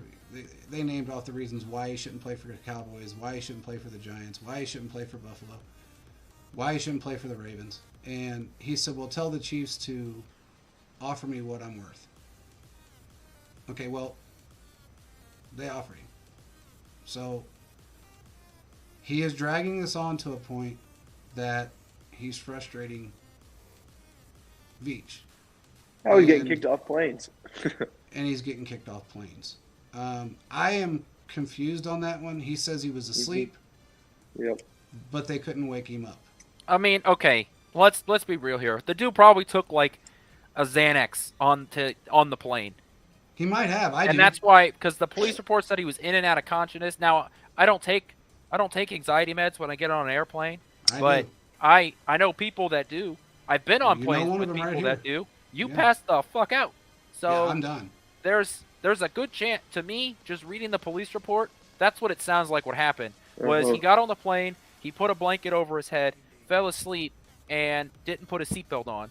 And then the flight attendant woke him up, and he just was not completely functioning. Yeah. And some of those flights, they have you sit there so long before they have you buckle up and everything. You're sitting there for an hour or so before they even start to take off. So yeah. Now I don't know that, but that's just to me that's what makes sense. Mm-hmm. Phillips got in here. He says, I think with Gordon, I believe we have found our running back one. If he works on his ball security, he's a complete 3-down running back. You can win because of that. Is functional inside and excels outside of the tackles. At his age, I don't know if he would.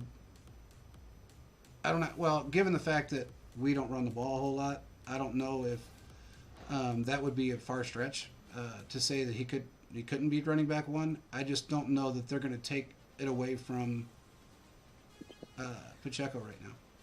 I think he has the ceiling of a running back one, but I think he'd be a great combination into that mix rather than just the head guy.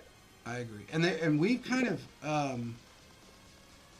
shied away a little bit from the running back by committee situation that I don't like the running back by committee situation. Well, we kind of shied away from it. You got to pick two guys. Your running back, and then a lot of teams like the Chiefs have their third down back. They're ones that go out in pass protection because you're confident in their pass protection, and guys that are just better at catching the ball. So that's McKinnon for us. So I love the Pacheco-McKinnon duo. Pacheco-McKinnon. Great combo. If you want to throw in Rojo, for like 4 touches, cool. But I do not want to see 3 guys.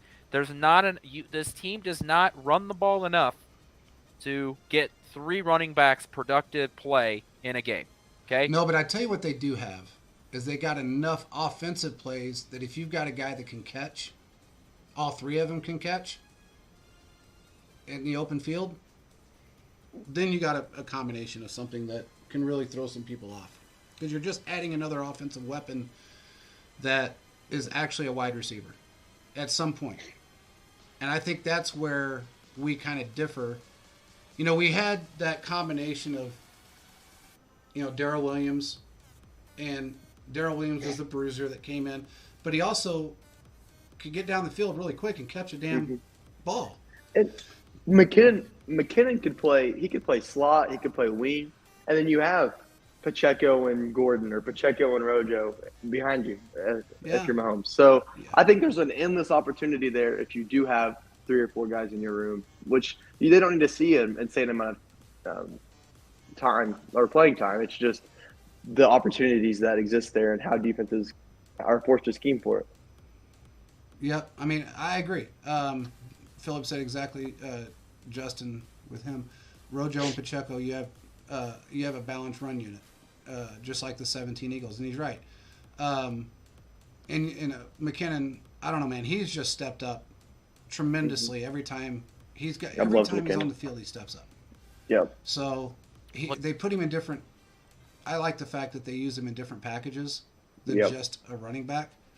And if you look at the teams that use their running backs predominantly as a running back, especially in this day and age, it doesn't really work out. Kind of like a Zeke Elliott. It doesn't. I mean, he's got his yardage this year, which is good. I mean, it's been favorable for him as far as his compared to last year and the strength of schedule. But it's Zeke fell off, and that's when you use a guy that really doesn't catch the ball out of the backfield so well or as much, and you don't put that into your scheme because he's not that great at it or he didn't have the speed for it. That's where you kind of shy away from me. I shy away from it. But I like the fact that we use our running backs as wide receivers. I like the fact that we line them up in different positions, and they can line up in different positions and be able to be functional and be a threat. And that's just another thing for Mahomes to in his arsenal. I mean, the guy's got a 50 caliber, and he's shooting 100 millimeters out of it. So it's really difficult to scheme against an offense that has a very well balanced running back group that can become wide receivers at any point. That's just my opinion. Look, you run the ball enough with McKinnon on the field, just so defenses can't assume when you come out on the field you're going to pass. Okay? Yeah. So that's like 2, maybe 3 times a game. You run the ball with Pacheco. I think in order for Chiefs offense to be as successful as it needs to be, even Patrick Mahomes has said this throughout the year, that the offense is at its best when they are successfully running the ball. I think with Pacheco, you should run the ball somewhere between 12 and 18 times a game, and hopefully you end up between 60 and 85 yards. Now, obviously, the more the better in terms of the yardage. And then if you want to sprinkle in your Ronald Jones packages in there, that's fine.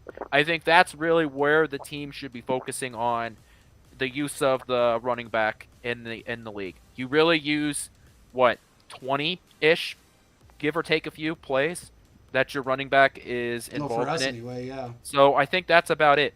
The team should have like a 75-25, 70-30 split with running and passing the ball. I don't want to take the ball out of Patrick Mahomes' hands, but you also do realize that if you are successful with running the ball, defensive linemen cannot just go after the quarterback. They have to respect the run game. Exactly. So you have to find that balance without taking the ball out of Mahomes' hands too many times and still being successful in the run game.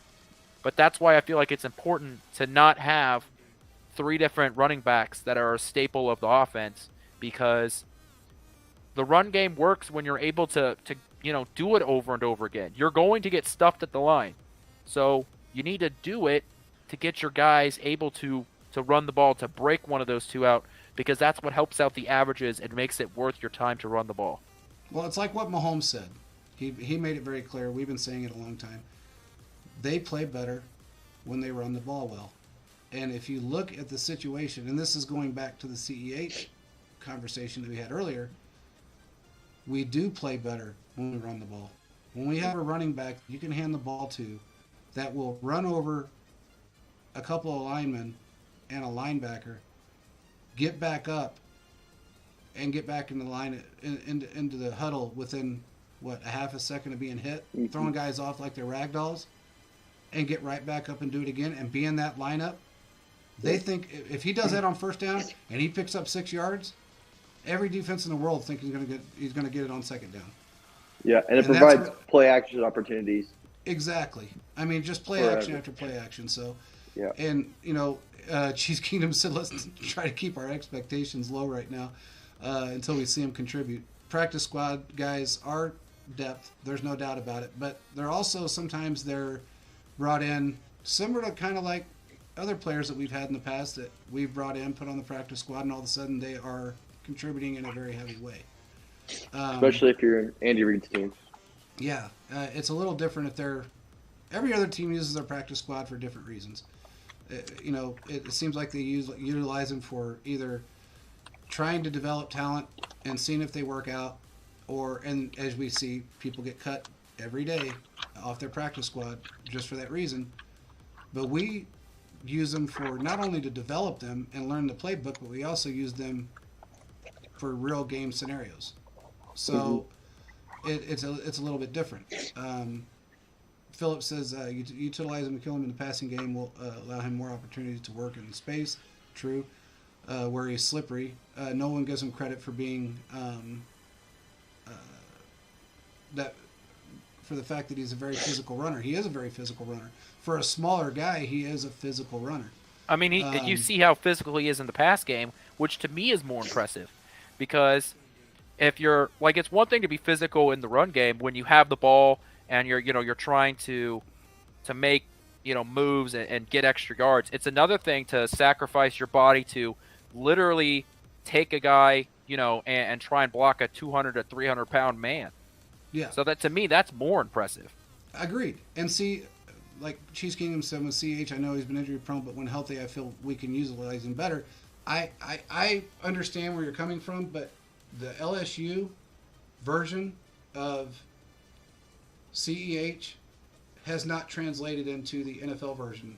And when I say that, because of the speed of which not only Mahomes gets the ball out of his hands at certain times.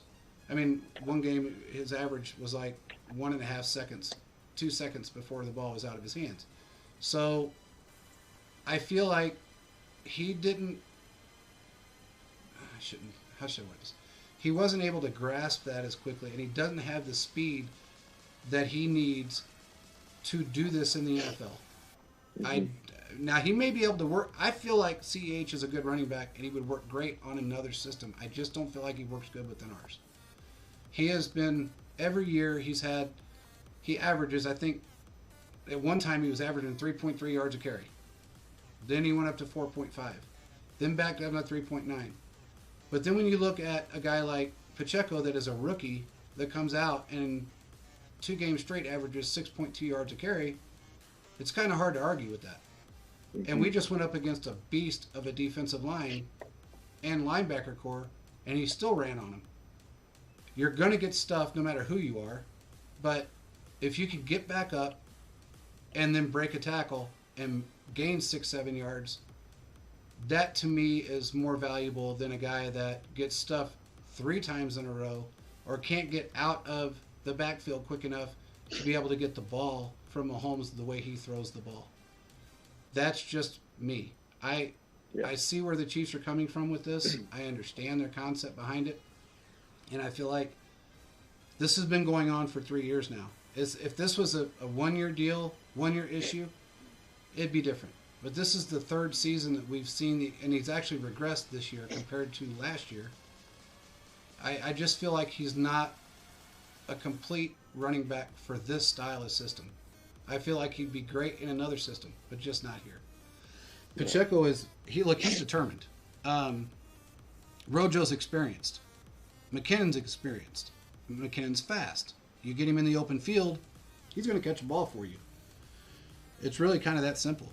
So I don't know, man. It's going to be really hard to not go with that route. Yep. So anyway, he says CEH will not be on the radar roster in 2023. Just look at the teams that spoke to him before the 2020 draft, and you'll see where he could go. It's true. The Giants, yeah, Kafka may want him. Yep.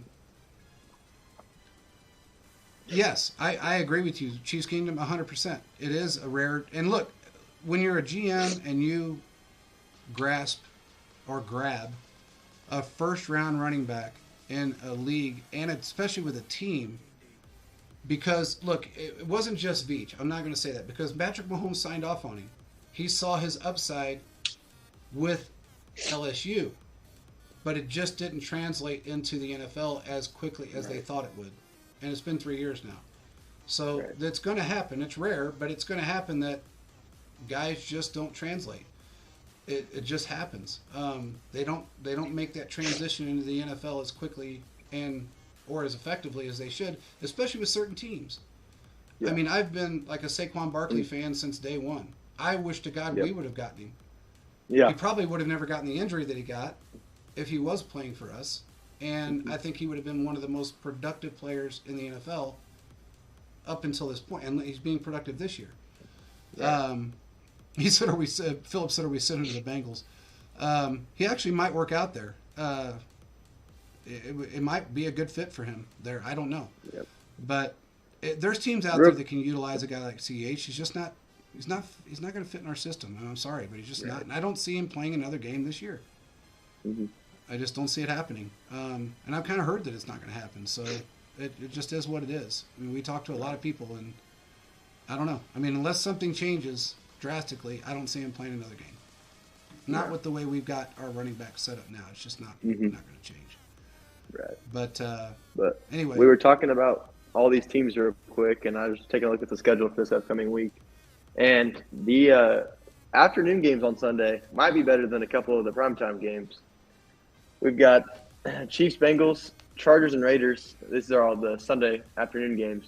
It's always fun to watch the little brothers beat the living crap out of each other, so it's a shame that that's on the same time as the Chiefs game.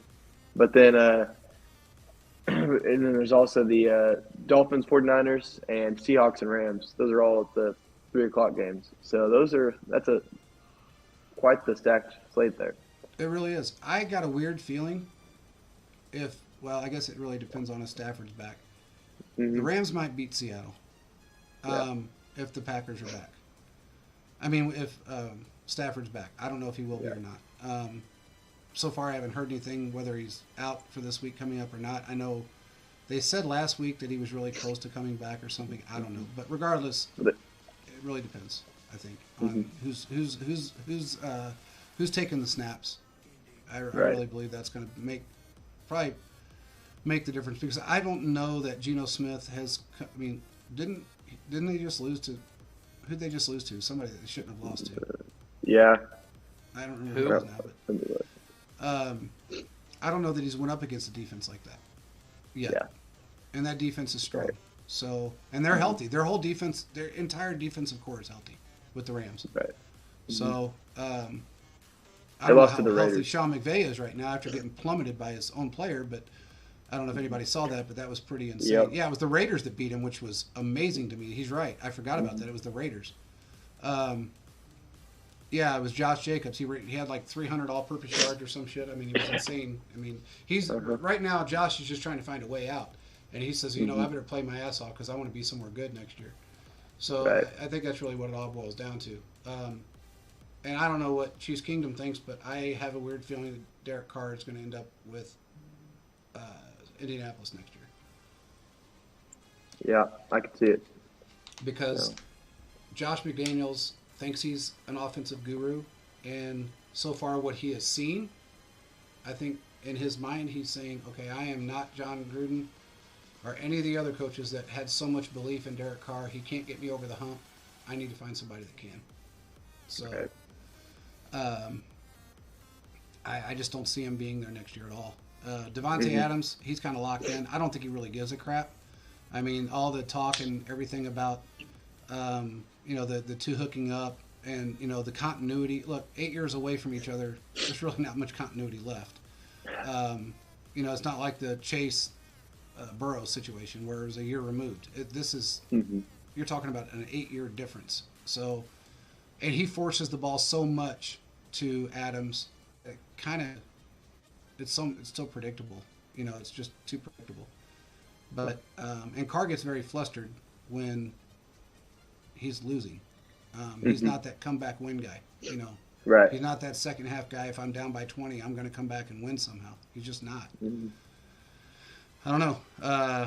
There's some games there that. Who do you think? Okay, so let's put it this way: Raiders Chargers. Who wins that game? I think the Chargers. They've just got more talent there. It'll honestly probably be a tough game to watch. It'll be just an ugly dog fight, but I think the Chargers come out on top. What do you think, Quentin?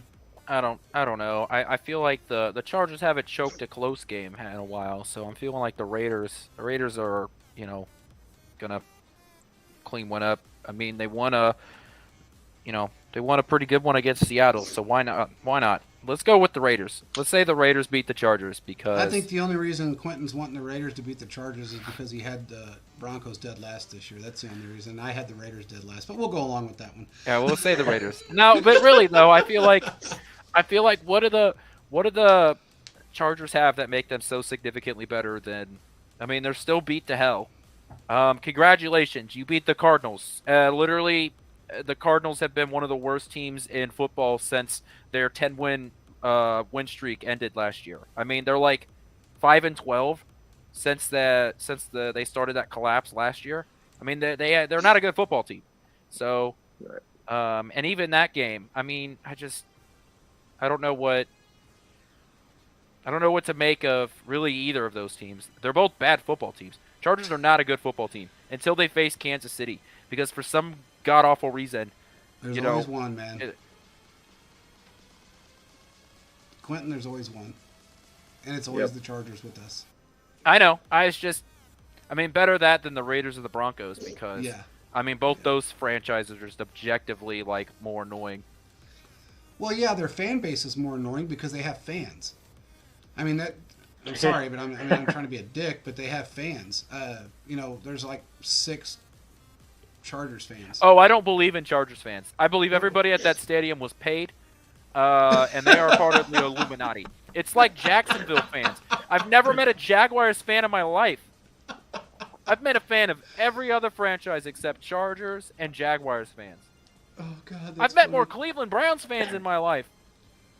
Hey, man, there's a lot of... Look, man, Cleveland's a there have been blue-collar more city, man. quarterbacks. They love their team, so... There have been more quarterbacks drafted in the first round to play for the Cleveland Browns than there are Chargers fans. Oh, without fail. Yeah, that's a given. I mean, they got a first-round draft pick almost every year, so... I don't know. Does anybody in the chat, do you know a Chargers fan? We've got a wide, there are people all around the country that lives in it. Do you know a Chargers fan? I don't. I mean, I'm not like, a world-renowned individual, but I've never met a Chargers fan in my life. I was watching something the other day, and the guy said, I'm biased because I'm a Chargers fan. And I'm trying to remember who said that. It's part of the Illuminati. Yeah. I don't remember who it was now, but I thought, wow, this guy's a Chargers fan? Who the hell? What's he saying? You know what, Chiefs Kingdom 15, I was thinking Bryce Young, too. McDaniels did get Mac Jones from the Patriots. I know only one, LOL. He's right. And he's really, Chiefs Kingdom's right, too. They are killing their chances by going after, like, a Bryce Young or somebody because if they win, they're going to kick themselves out of that area in the draft where they can't really... I mean, I'm not saying they're going to throw games because, of course, none of those guys want to do that. But in the same, especially Carr, I mean, he's really trying to prove himself, if he can get over the tears. And and he's an emotional guy, okay? He's the Dick Vermeil quarterback. It is what it is. He likes to cry a lot. But he's an emotional guy. He wants to win, he just, whatever. But I think for all intents and purposes, they are kind of killing themselves with the draft, which is kind of stupid on McDaniel's part, because he needs draft picks. Like, he needs everybody right now. He got rid of all of his first and second round draft picks and Leatherwood. So they wonder why they're losing. You just gave everybody away because of your ego. I don't know what else to say. An ego caused that. I don't want somebody else's draft pick. Why would I want that? God forbid. That's stupidity. You got good players that know the system, keep them. Who cares who drafted them? Doesn't matter if Gruden did it or some guy off, the corner drafted them. If they're good, keep them. Because they're only going to enhance your team. He's made himself look ignorant all year long by that move alone. Made him look really stupid. And then the record that he's got is even worse. So, Mac Jones and Tim Tebow, makes the two picks for McDaniels. Hey, look, I'll say this about Tim Tebow. I think Tebow probably could have been a very good quarterback in this league if he wasn't stuck with that system in that organization, especially at the time. Yeah, I've always loved Tim Tebow. So Yeah, no he bad kind things of to say ruined about him, him. and he's one of those guys that wears his emotions on his sleeve, and I think it got to him mentally, kind of like how Carson Wentz got to him being in Philly, and it just didn't work out for him. I mean, the guy's tried Right. like 3 different sports, so it, and he was a baseball player at one time. I just don't. I think he could have been really good at one point. It just hurt him getting stuck in that position. It's similar to like, I mean, how many like Quentin just said. I mean, look how many quarterbacks Cleveland's drafted and run. Look at how many players the Texans have drafted and run. I mean, people know when they get drafted by the Texans, the first 4 years of their career is worthless. They know that right off the bat. They know that it's going to be hell on wheels. Yep. So I don't know. It's strange. He said, "Yeah." He said the accusers will be at that game protesting Watson. They probably will be. Now they did. They already said the attorney's bringing like at least 10 of them to let them know that they're still there. Oh, I guarantee there's going to be a lot more. Mm-hmm. I bet you there's a group of people that show up. I don't think it's going to be easy for him in any way. I think he's going to come in rusty, and with all this in the back of his mind and these people protesting him, he's going to have a rough go at it. Yeah. I mean, I don't think he's going to make a big difference. This There's game, a he's chance. definitely going to play in, though. There's a Playing against chance his that whole this team. ends up as the worst trade in NFL history. No, Russell Wilson is not going to be topped. I don't think that'll be topped ever. That was terrible. Uh-huh. I mean, I agree that Deshaun Watson's contract is probably the worst contract for a trade Right. with the situation in NFL history. But Russell Wilson right now is the most hated person in Colorado. And actually, Seattle. So when you take the two combined, you got two giant states that do not like you. And he's not proven a case to go somewhere else next year and be a force. So all he's done is prove that he's an arrogant prick that no one likes. He thinks he's Jay-Z, and he can walk by everybody and ignore them and do the spin in the middle of the field like he's meditating in the middle of the field. His dumbass gets dizzy and fall down, and then what? Doing all that crap. What is that crap about? I mean, makes zero sense to me. But thoughts on Sky Moore punt returning? Okay, The real lack quick. thereof. I'll say this. I'm not going to slam this kid, and I'll say this reason only. He has never returned anything in his life. He didn't do it in college. He came into the NFL with the expectations that he was going to do it, and he wants to do it. He needs to be coached up more. I like the fact that Dave Taub has decided not to pull the plug on him completely, even though they have to some degree and they've kind of diminished it. But they've still allowed him to do it because if you take that away from a good player, it can ruin the rest of his game. Mm-hmm. It's that simple. Yeah, I like He's a how he young was kid. able to. I like how he What's bounced that? back. I like how he bounced back offensively after the muff punt.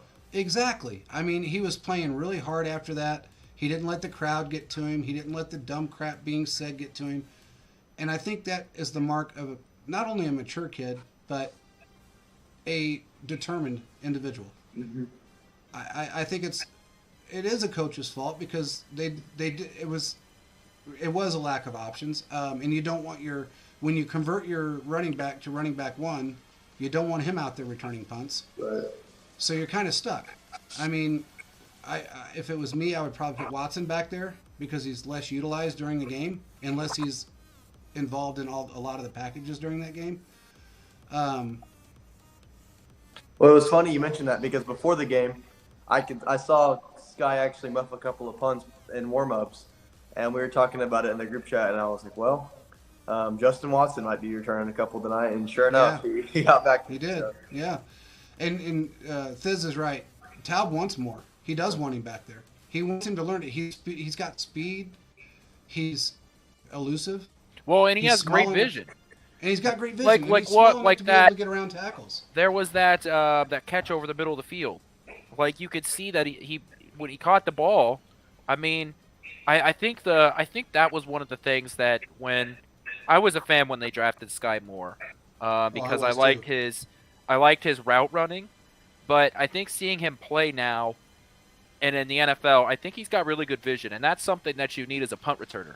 It just sucks that you are sort of backed into this corner. And I think if you are able to get him more involved in the offense, you don't have to get him as a punt returner.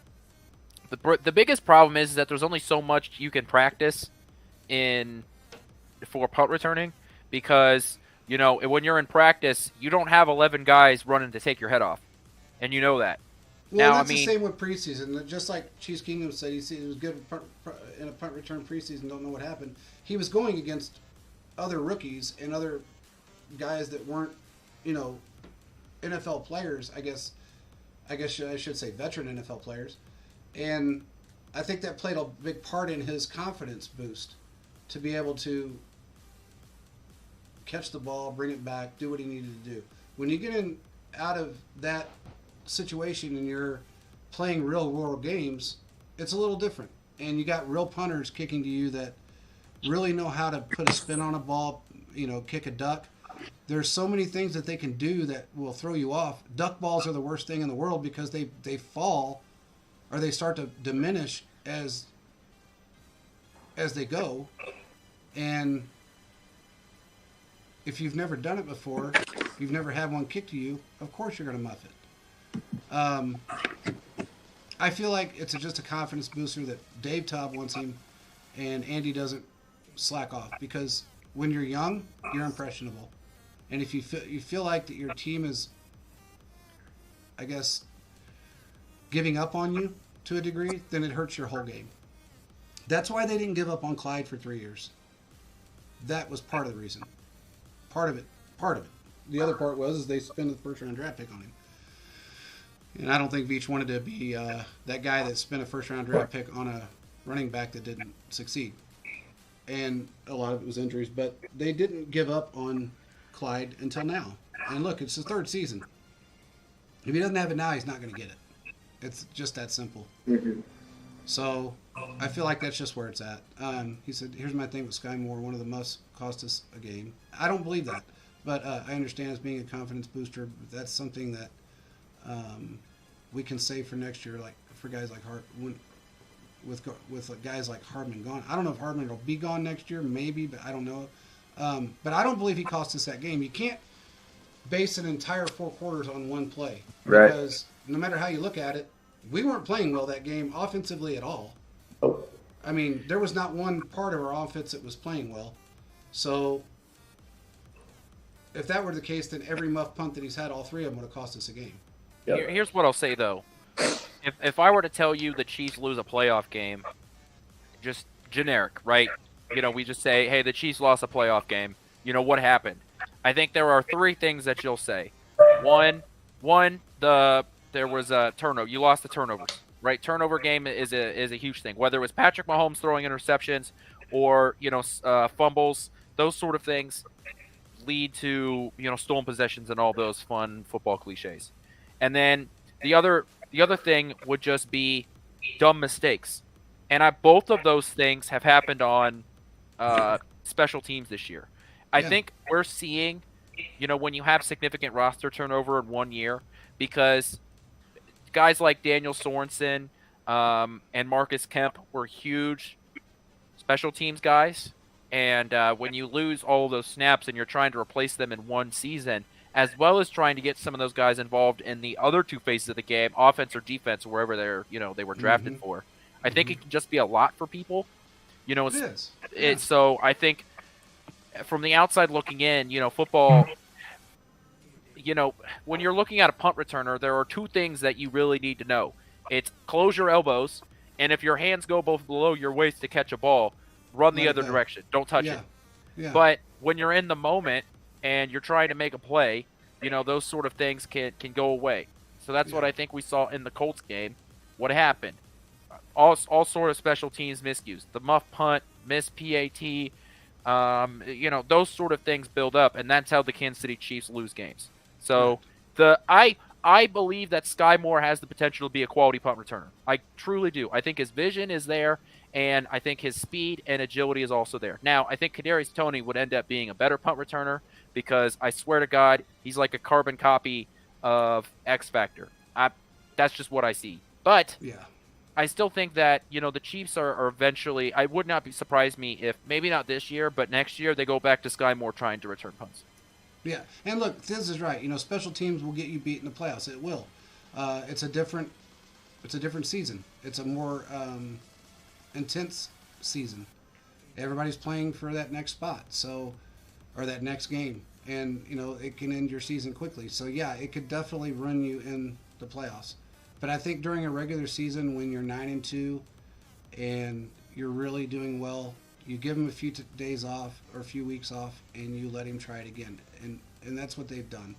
I don't disagree with how they've done it. I just feel like the bashing has gotten a little harsh on him, especially the way he plays on offense. You don't want to kill a guy's confidence by bashing him constantly, especially a 22-year-old kid that doesn't really understand why he's being bashed when he does so well in the offensive scheme so quickly. And he's done great, especially against a really tough defense. Just even last week, he caught some phenomenal passes right after he muffed that punt. So I go along with that, and I agree with it. It's just part of the learning curve of football. I don't think you will see Sky Moore returning punts in the playoffs. I don't see that happening. But during the regular season, if they want to put him back there a couple of times to see how he does, I'm not going to complain too much, especially if we're up. Now, if I'm going to say, okay, the beginning of the game, and we're getting the ball kicked to us, I don't think I'd have him back there. Just simply because that right there is a momentum switcher automatically, no matter who you're playing. But you're up by 20 points, 21 points, and it's into third quarter, beginning of fourth quarter. I would say, okay, give him a shot in the middle of the season. That's just my opinion. I think that just put Watson back there and fair catch the ball. Okay? Look, it's crazy. This year, special teams has been down. There's been, 2 kickoff returns for touchdowns and 1 punt return for a touchdown? 3 kick returns for touchdowns? Something like that. So, this year, special teams has been weird all across the league. Just fair catch him. Look, this offense can drive down the field and score touchdowns. Yeah, so, they've done it from the 1 yard line. So let's put Watson out there. He's competent in it. Just fair catch it. Let's move on. Yeah, and Thiz just said, he doesn't care if Kadarius Toney, returns with limited offensive touches in 2023. Wouldn't be upset. I wouldn't either. I think he's got so much of an upside on the offensive side of the ball, though. I would hate to see him not in the offensive plays, but I think they're going to make changes going into 2023 as far as who's returning punts and things of that nature. Maybe Sky Moore will be better at it next year. Who knows? But if he doesn't step up a little bit and is not able to handle it, then I think they're going to make changes as far as that's concerned. But I would hate to see. Look, Tony came in his first week and had some of the offense down. Second week, even better. Third week, even better. So it's like, man, it's really. I mean, the guy had a 32-yard. When was the last time we saw, out of it, even with McCole Hardman, or even Tyreek Hill for that matter, how many end rounds did we have to go for 32 yards? It just doesn't happen I hate the screen game. I've hated it for a long time because we've never been successful at it. Tony's been the first player that I've seen that's gained significant yards with us in a long time on a play like that.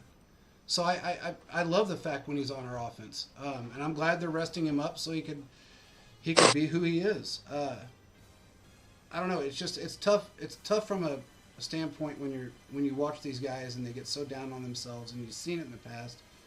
It's just hard for me to, I guess, down them for what they're doing. I love the fact that Andy did it with Clyde. I mean, when he fumbled, he went right back to him. As you should, to a certain extent. It's like, as you should, because. Oh yeah, you're right, Thiz. I see what you're saying. Considering injuries, that makes sense. Okay. Go ahead, Quentin. Sorry. It's just like when your guy goes out there and makes a mistake, and you say, "Don't worry, I'm coming back to you," like that just knows that, like you just get that relief. Like okay, like it's gonna be fine. Like just imagine that in your personal life. You're at work and you fuck up, and your boss is like, "Don't worry, not a big deal. Let's move on." Yeah. Like that is so, like just a breath of fresh air. And so to have that, on during a football game for your head coach to say, it's fine, don't worry about it. And I mean, that's what happened with Kareem Hunt against the Patriots. His first carry, he fumbled the ball, went back out and had, one of the best games of his career. So I think that's the appropriate way to do it. I agree, and I see what Chiefs Kingdom's saying. You're right. I mean, there's been two, so we use that play a lot, and usually we don't get more than like 3 or 4 yards if we don't get stuffed at the line of scrimmage or lose yardage for it. But for him to step in to an offense that he doesn't know is what I was trying to get at, and be able to be as productive as he is what gets me excited. Once he's 100%, he's scary. Not just his crazy eyes, but I mean, can you imagine what a corner's, when he's giving him the crazy eyes, what he's thinking? Because, man, he can throw the crazy eyes better than anybody I've ever seen. That dude's got some scary looks. Yeah, I mean, he's scary, man. Chief Kingdom, he's scary. I think he's one of those guys that can be. Again, Veach wouldn't have picked him up even with an injury if he didn't think he was going to fit within the system and didn't have the brains to be able to grasp the system, and he did, and he picked it up quickly. So he's learned from his mistakes. I'm going to put it that way. Veach has learned from his mistakes. He had a few in 18 that cost him. It is what it is. He had some. That was his worst year ever in drafting, and that was when he was trying to juggle a $43 million cap hit for 2 players, release a bunch of people, bring a bunch of guys in, and then still be successful. And he did it, but he had some bad draft picks. So it is what it is. Yeah, I agree. The people that said fire him, I think is insane. I don't know why Firing that Dave was. Tope? Yeah, there was. Was that a people, real discussion people were having? Yes, it was, man. It Well, was that's actually just trending for a while on Twitter. I mean, the guy. Go find Look, me somebody that's as good as him right now. That's the thing is when we're talking about, cut a player or fire this guy, who the hell you want to replace him? Look, That's what I'm saying. I mean, the special teams has had its issues this year, and I think a lot of that comes back to there was a shock to the system. yeah. And then, of course, losing your kicker for, 6 weeks? Yeah. Is obviously is going to skew your PATs and field goal percentages. You lost, Hardman. You wanted him to be more involved in the offense. So you don't want him returning punts. So I mean, it's just like, look, I think Dave Tope still deserves to be here in Kansas City. He still deserves the benefit of the doubt, and I would still argue he's one of the best special team coaches in the NFL. You can't, like, a guy slips up and you want to come. You want to come for his head. Now I get it. I've been saying this. Fan is short for fanatic, right? We're crazy about this team, and anytime something significant goes wrong, we want to just go find a quick solution. But Yeah. What's going on, Justin? You having a problem with your camera? Yeah, it keeps falling off. It won't stay. Like I have to show you how to set that up. computer. It's a good camera. Yeah. You gotta. There's a certain way of putting it up there to where it doesn't ever fall. But Okay. it's funny. He said he's tired. What this said was right, though. I'm going to go back to that comment really quick because I know that was a fact. He said that Andy lit a fire under Spag's ass, and he did. He did light a fire under his ass, and it was either you do it or you don't, and we need to stop with the depth chart shit and let these guys play. And Andy is not a cusser. I am. So that's basically how it came out, in other words. So it's no different than what he did with Frank Clark. He said, look, man, we talked about this prior to it even happening because he knew it was going to happen. He had a lot of conversations with Frank Clark about his future in the NFL and what he needed to do to help himself, even with his injury or with his illness. He did the same thing with Spags. He said, look, if you've got a guy that's 5th on your depth chart and you got a guy that's number 1 on your depth chart, but your 5th guy is better, swap their asses. Because if you don't, you're going to end up like 27th overall again. And I think that's the reason why they brought a lot of rookies in to play, because on defense, I should say, why would you? Do you think for 1 second that that Spags would have played the rookies that he has right now, or even considered it, if Andy didn't light him up? I mean, it's that simple. You would never expect in a million years to have this many rookies being this successful in the NFL as starters on a defense. Mm-hmm. We're ranked 14th overall. This is the best. In fact, we said this before. It's the fastest a Spags defense has ever taken off, and he did it with five rookies and 2 first-year starters with our team. So I am not bitching. I'm happy about it. I'm glad that Andy said, "Look, let me take this torch. I'm going to shove it up your bunghole, and maybe that'll get you going." Well, I think also just the team building forced his hand, right? I mean, last year you had some veteran guys that were just objectively, not as good. Daniel Sorensen comes to mind, is one of those guys. But you play him. Well, you don't have those guys on the roster anymore. You don't have any of those kinds of guys. You don't have the veteran presence that can take away a young guy's position. So his hand was forced. Whether something was said to him or not, it doesn't matter. He had to play the young guys. That's all that's on this defense. Yeah, he didn't have a choice. But I think Andy would have. I mean, I know there was some pushback for 100%. There was some pushback about letting go of a few guys. Nick Bolton had time taken away from him last year, and it was all because of Hitchens. And Hitchens, I'm sorry, I was happy when I found out when we were signing him. I thought he was a great addition. He slowed down. He got tired. It just happens to players. It is what it is. There was a lot of turmoil going on within the locker room at that time. He was injured. It made no sense to me when Nick was doing so well to swap him back. I didn't think that was a smart move at all. But again, Spags has at that time had control of the defense completely, 100%. And that was in his contract, similar to how it is in New York with Kafka on the offensive side. Now he doesn't. So it's just part of how it goes. Now let's see. He says, no way you fire him. Light a fire like you did with Spags. Taub is an important part of the team, not just special teams coach. You're right. In fact, look, man, you got to attribute this to a lot of young players. This is not a group of guys that have been playing together for any period of time, and most of them are rookies. So you got to give them some damn slack. I mean, yes, Spags could have done, Taub could have done a few extra things maybe. But regardless of how you look at it, you lost your kicker for 6 weeks. You brought in 2 other kickers. You had one kicker that the guy couldn't hit the broadside of a barn from 6 feet with Amendola.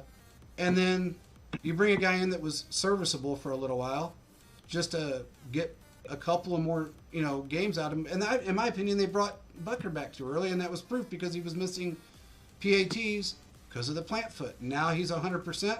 He didn't miss one last week. He was dead on all of his field goals and his PATs.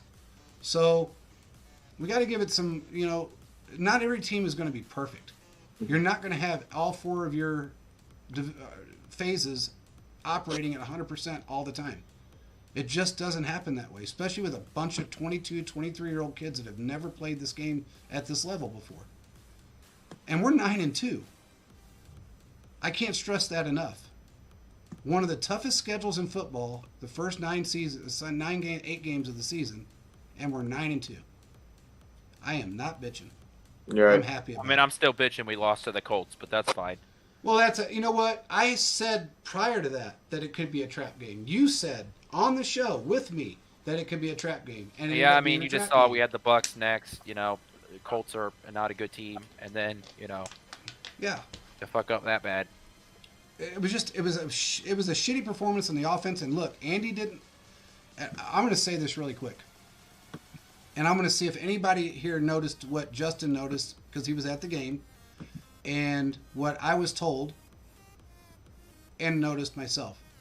Who called the plays against the Rams on Sunday?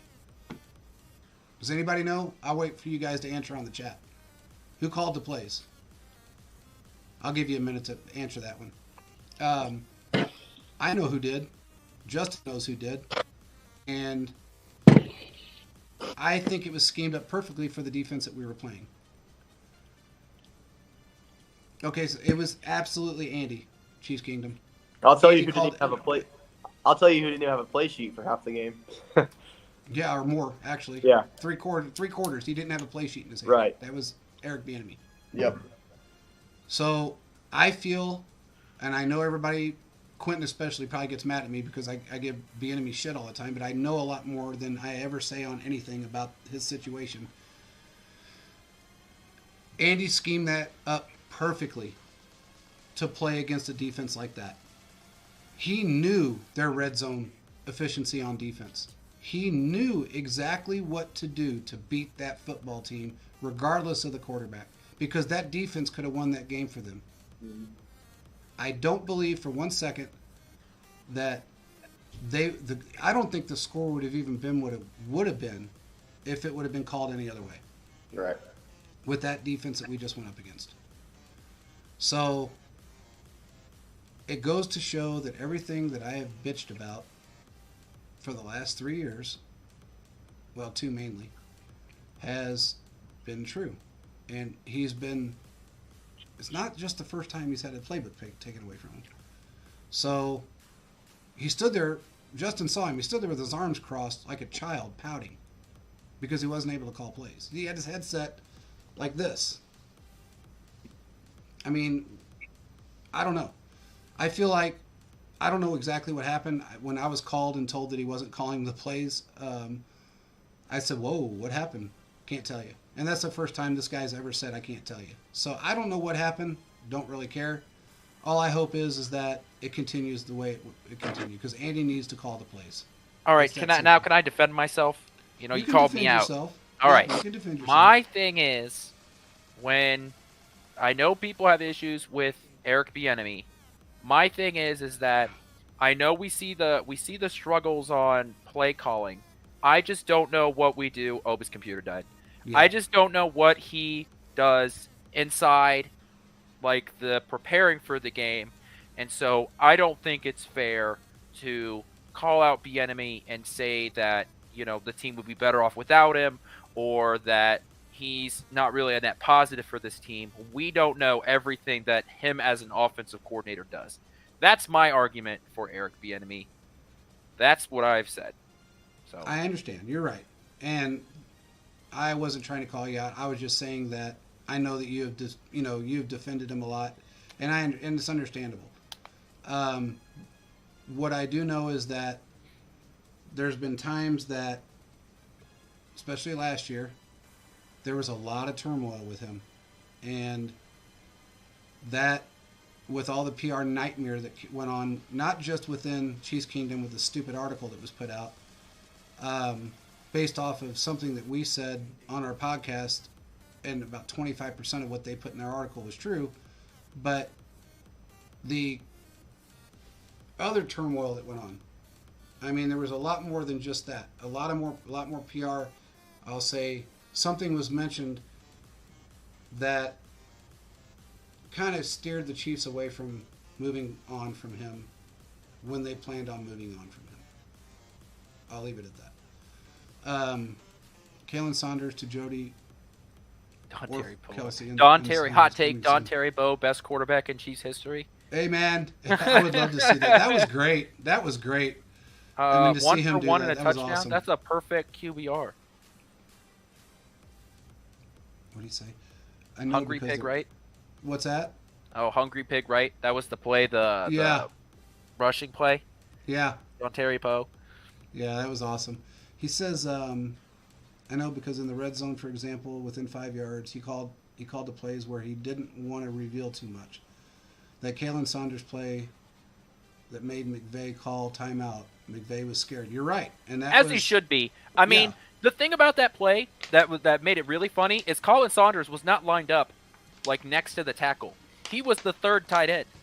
Yeah. So he was not like he was on the out. Something was going to him. Yeah, agreed. McVay saw it and said, "Yeah, I'm done. I can't do this." And I think he was still a little bit dizzy anyway. But man, he got his head just. I mean, did you see a side of his face after his player knocked him silly? Did you happen to see that? Yeah. Oh, yeah. They showed it like 8 times on the Fox. Oh man, he was. That's all they lit wanted up. to talk about. Yeah. Greg Olson was more interested in that than the Chiefs whacking the Rams for the worst 16-point victory I've seen in my life. What do you think? Off topic. What do you think of his commentating? Greg Olson? Yeah. It's fine. I think it's nice to get a non-quarterback in the booth. Yeah. You know, I think that I don't want every color commentator to be a quarterback because, you know, I want a different perspective on the game. Yeah. So it's fine. I just think that I think he gets on his bandwagons sometimes. for them to be the Fox crew, like that, I don't know about that. I think that I'm not a big fan of a lot of the Fox crews anyways. I think CBS has a much better lineup. Oh, and I think it's a damn shame that Kansas City does not get any Kevin Harlan games anymore, because Kevin Harlan is the best announcer in the NFL, and I don't care what anybody says. He's a huge Chiefs fan too, so I'll take him over, you know, Tony Romo any day, and I like Tony Romo. Yeah. So I think CBS just has better announcers. So when we watch games, and we generally see a lot of CBS games, that we just get spoiled with better commentary for our games because the Fox ones just aren't as good. Yeah, I agree. He said, "I love Burkhardt." Yeah. He's good. I can't complain about that. I think Olsen just gets. I'm calling both games, 100%. Yeah. He just that is an iconic sports history moment. Yeah, I love that. Oh God, I think he just gets on his soapbox sometimes. You know, I think he just gets stuck on one topic and he can't get away from it. Yeah, and that's the only thing I think he needs to work on a little bit. But yeah, that's and funny as hell. I'm calling both games. It's so funny. I love that moment. That was awesome. I remember I was standing in the living room with my dad, and we were watching that game, and him to have them double box that game in, like, was just perfect. Yeah. And the CBS crew did an amazing job and with him calling both games at the same. Kevin Harlan is so talented. I mean, the fact that he does college basketball, NBA, and football, as well as on TV, as well as doing the ESPN radio NFL games. I mean, the guy is just so good, and Kansas City has been so talented with having Kevin Harlan, and then immediately followed up by Mitch Holthus. Yeah. I mean, we've been so spoiled with quality play-by-play announcers here in Kansas City. Yeah, and I think the combination of him, like in the trenches with him and Matt, I love Matt McMillan. I think he's probably been the best Chiefs sideline reporter, if that's what you want to call him. I think he's been the best one ever. You know, I can't say ever, but in a very, very long time. He just very humble kid and enjoys what he does, and he doesn't have an arrogant bone in his body, and I think I love that part about him. He knows the game, and he knows the team, and he loves the team. You know, he's not a naysayer. He just loves the team. And I think he's really good at interviews and not just interviewing them about football, but also like when they during training camp, when they do the up the hill interviews, where it's just like you're just having a conversation. I think that takes a certain personality to do. I don't think everybody who does sports talk is qualified to do that, because I think it just takes a different kind of person to do that. And I think he came up with that because nobody did that prior to him. So I think that might have been something that he came up with. And if anybody did, there's no memory of it because it wasn't good. But he just, I'm sorry, but it wasn't. He exudes just a guy that enjoys talking to the players and a very outgoing guy. And that's what I love about him. But we've been lucky. We have been. I don't know, man. Like I said, I would say spoiled. I think we've been spoiled with the guys. Whoever comes in after Mitch, and hopefully that's not for a long time. Whoever comes in after him, I mean, has some huge shoes to fill, because, I mean, I assume when Mitch came in, I mean, taking over for Kevin Harlan. I mean, that had to be just that had to be crazy to do. But if you, I won't remember. I think it was Carrington Harrison had a sit-down interview with Mitch Holstis about how he got his career started.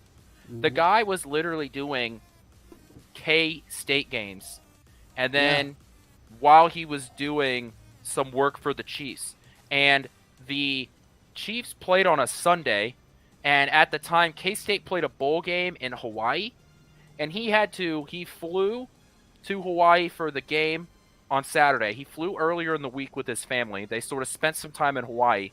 He did the game in Hawaii and then flew back to Kansas City in time to do the game on Sunday. Yeah.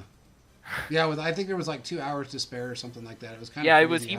It was close. Yeah. Yeah, I don't know. He's really good. I love him.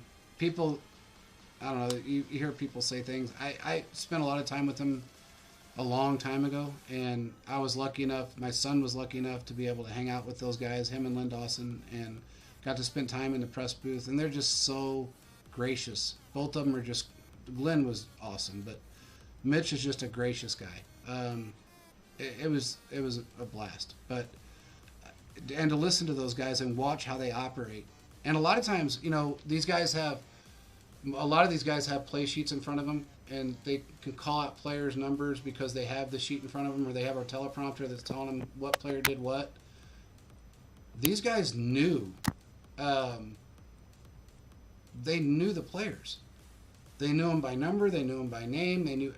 It was crazy to watch Lynn Dawson and Mitch Holtis together know what to say without having somebody handing it to them. And that was the most awesome thing I'd ever seen, to me. BJ Kissel was the reporter before Matt, and I'm sorry, but Matt, I like Matt. It just is what it is. But I think Matt is a more gracious guy, and I don't know. But anyway, that's just me.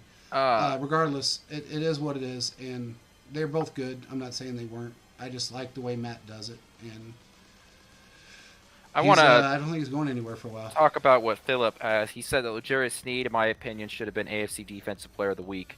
I have two things. One, I want to say that, so I have my own podcast that's through Chiefs Focus. It's Q's NFL Takes, and I have some lined up shows that I want to do. I'm doing one about turf versus grass fields. My next one's going to be out Trent McDuffie. So let me know if there's a player, a scheme, or anything that you guys want me to break down. They're like short 20, 30-minute shows, because I'm doing this for you guys. And I'm going to record a couple of episodes here so I have them over like the Christmas break. But if there's like L'Jarius Sneed would be a good one to talk about. But if there's a player or anything NFL related that you want me to talk about, spend some time talking about, let me know in the comments because I'll do it. But I agree. L'Jarius Sneed is so good and he's so versatile. And I think that's what it is. It's not just his coverage that's so good. It's his use in his slot blitzing, and we all see it. Even when he doesn't get to the quarterback. I mean, there's times where he'll just blitz off the edge, and his pressures. I don't know. I imagine the Chiefs are going to have to try and re-sign him because I don't think they won't re-sign him. But between you've got him, the Chris Jones contract has to be redone. They're not keeping that contract, and I wrote an entire article about that weeks ago. They've got to figure out what they're doing with Orlando Brown. I assume they're going to franchise tag him again. Then they got to do something about Juju, whether they try and sign him or not. I mean, I know the Chiefs have a lot of cap space coming up, but as of right now, they only have 33 guys on their roster next year. Yeah. There's a lot of work. This is going to be an active offseason. Yeah, and it's going to be also some restructures going on to make some money. Some I assume the Frank Clark contract will get restructured. Yeah. The Chris Jones will get extended, which will lower his cap hit coming up. Because right now he's like a $31 million cap hit next year. That's not happening. No. That's not feasible for what this team wants to do and to alleviate some cap space. It's the Chiefs have a lot of cap space open. They also need to sign 20 dudes. Actually, they need to sign you need like 90 men to go into camp. So, but you need to get another 30 guys on your roster to start the season. So Yeah. there's a lot I of don't work think to they're be going to have done. a problem with that, given the fact that they have so many rookies that have showed out. But I think you're right. I mean, when you got two guys that are going to take up, let's see, 30 and 18, so $48 million of your cap space, that has to be restructured. Of your $66 million you got sitting there. So that definitely has to be restructured. Yeah, and that of doesn't course, even that get to the $66 million is conversation. going to go up, but it's, that was a projected number 6 weeks ago. Yeah, and that doesn't even get to like Thornhill's going to be a free agent at the end of the year. McCole Hardman's going to be a free agent at the end of the year. Obviously, you can't keep all these guys, but you've got there's some serious players that are leaving the roster at the end of the year, and I think L'Jarius Sneed is going to be a player that I think he's most valuable on this team. I don't think there's another team in the league that would use him quite like the way the Chiefs do, but I think he's one of those guys that's just a pillar of this offense or the pillar of the defense and is so unique that the Chiefs are going to have to do something. Who? I'm sorry. L'Jarius Sneed. Oh, yeah, he's not. They're going to re-sign him. There's no possibility they wouldn't. That'd be insane to leave him. He's so unique. Yeah. There's no possibility that you could let go of L'Jarius Sneed. Number one, I love him because of his backstory. I mean, you have to understand, this is a guy that came from a family of... It was rough. I mean, death, drugs, and prison. And he was the one guy that stepped out of that realm and made a name for himself. And not only did it, but did it in such a phenomenal way. He is a guy you don't want to let go of. Yeah, technically he's not a free agent at the end of the year. This is his third year, but he becomes eligible for a new contract. And so I just feel like he's going to be one of those players that he's eligible for a new contract, and the Chiefs are going to try and lock him up as soon as they can. So technically he's not a free agent, but I think there's going to be he's going to be one of those players that both sides are going to want to come to the table. Yeah. L'Jarius Sneed to get some money up front, and the Chiefs to try and make sure that you have a player that, I mean, Steve Spagnuolo loves the way he can use him. So. Yeah, I agree. He's just amazing. I mean, the guy is so versatile and so quick, and he's not afraid to tackle anybody. I mean, it doesn't matter their size. He doesn't care. He goes after them, and I love that about him. He's not the biggest guy in the world, and yet he will take on the biggest guy in the world. So it just, to me, I can't see them not re-signing him at all. I mean, you have to have some veterans, and he's that guy that you need to keep. It's that simple. You cannot let him go. I feel like that about Chris Jones as well, and I feel like they will extend him. They have to. This guy is the Chiefs are so dependent. I mean, I tweeted this out earlier in the week. The guy's tied for 5th in sacks.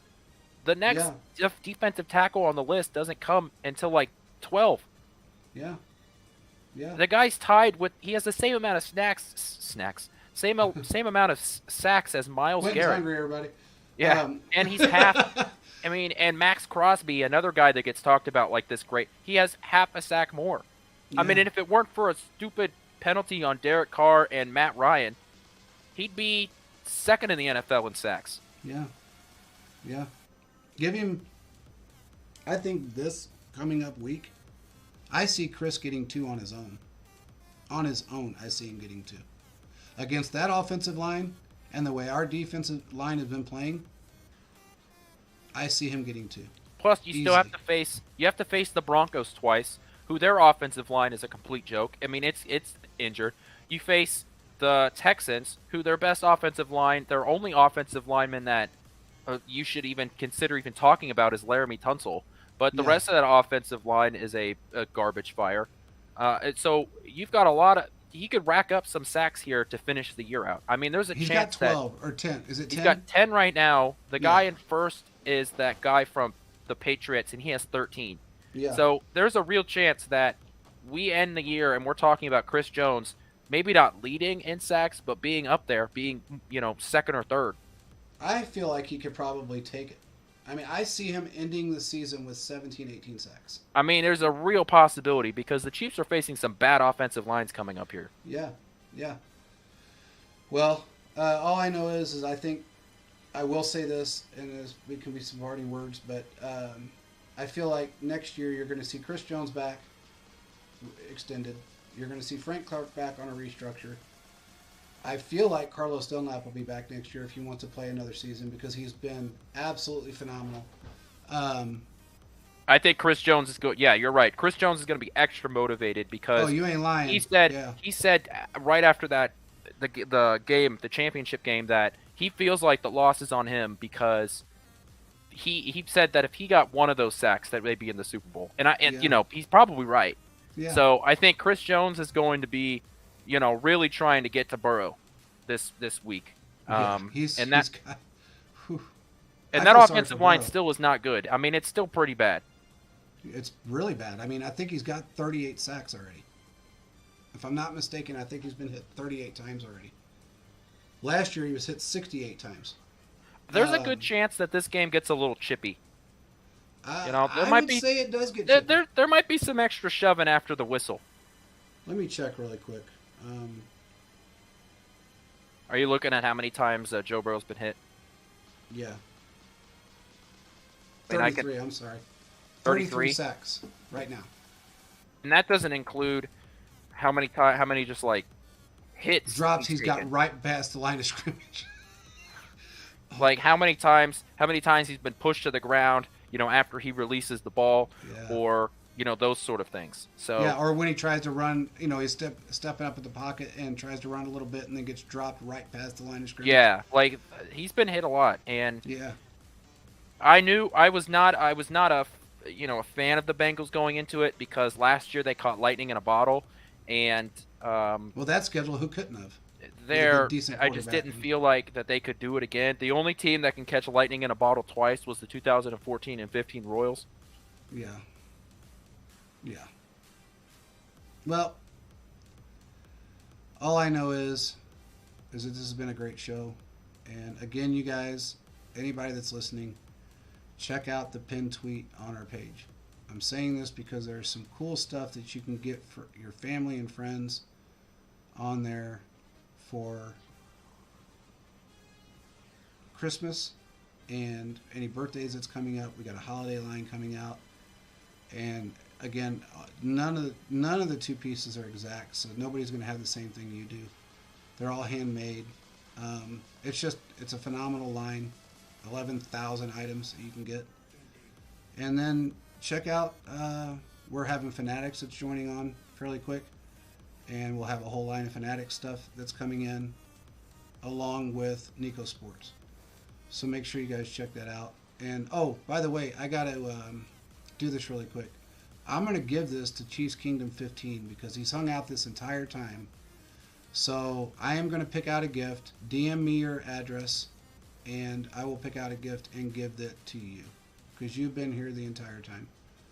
So make sure you DM me your address and full name, and we will get you taken care of. With that being said, you got anything else?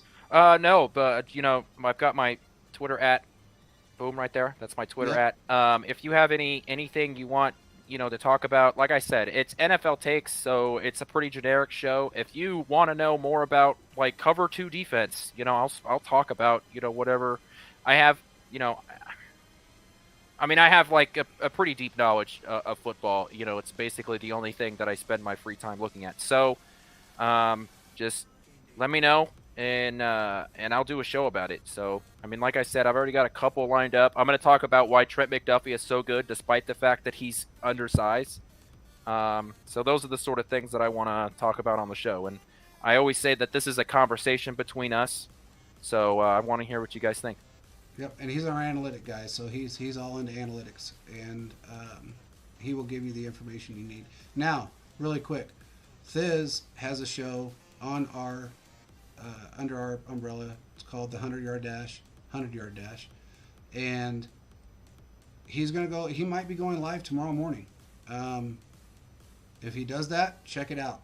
Thiz is an all NFL guy. He knows about every NFL team. He's been doing this a long time. He's extremely good at it. He will give you knowledge. He will give you anything you need to know about football. He has it in his back pocket. make sure you check it out. He will probably put out a time when he does this, and we will get it out there for you. If he goes live with it, it'll stream pretty much on everything. So make sure you check it out, and we will talk to you guys again on Thursday. We really appreciate everybody showing up, and we will talk to you again on Thursday. Peace out, everybody.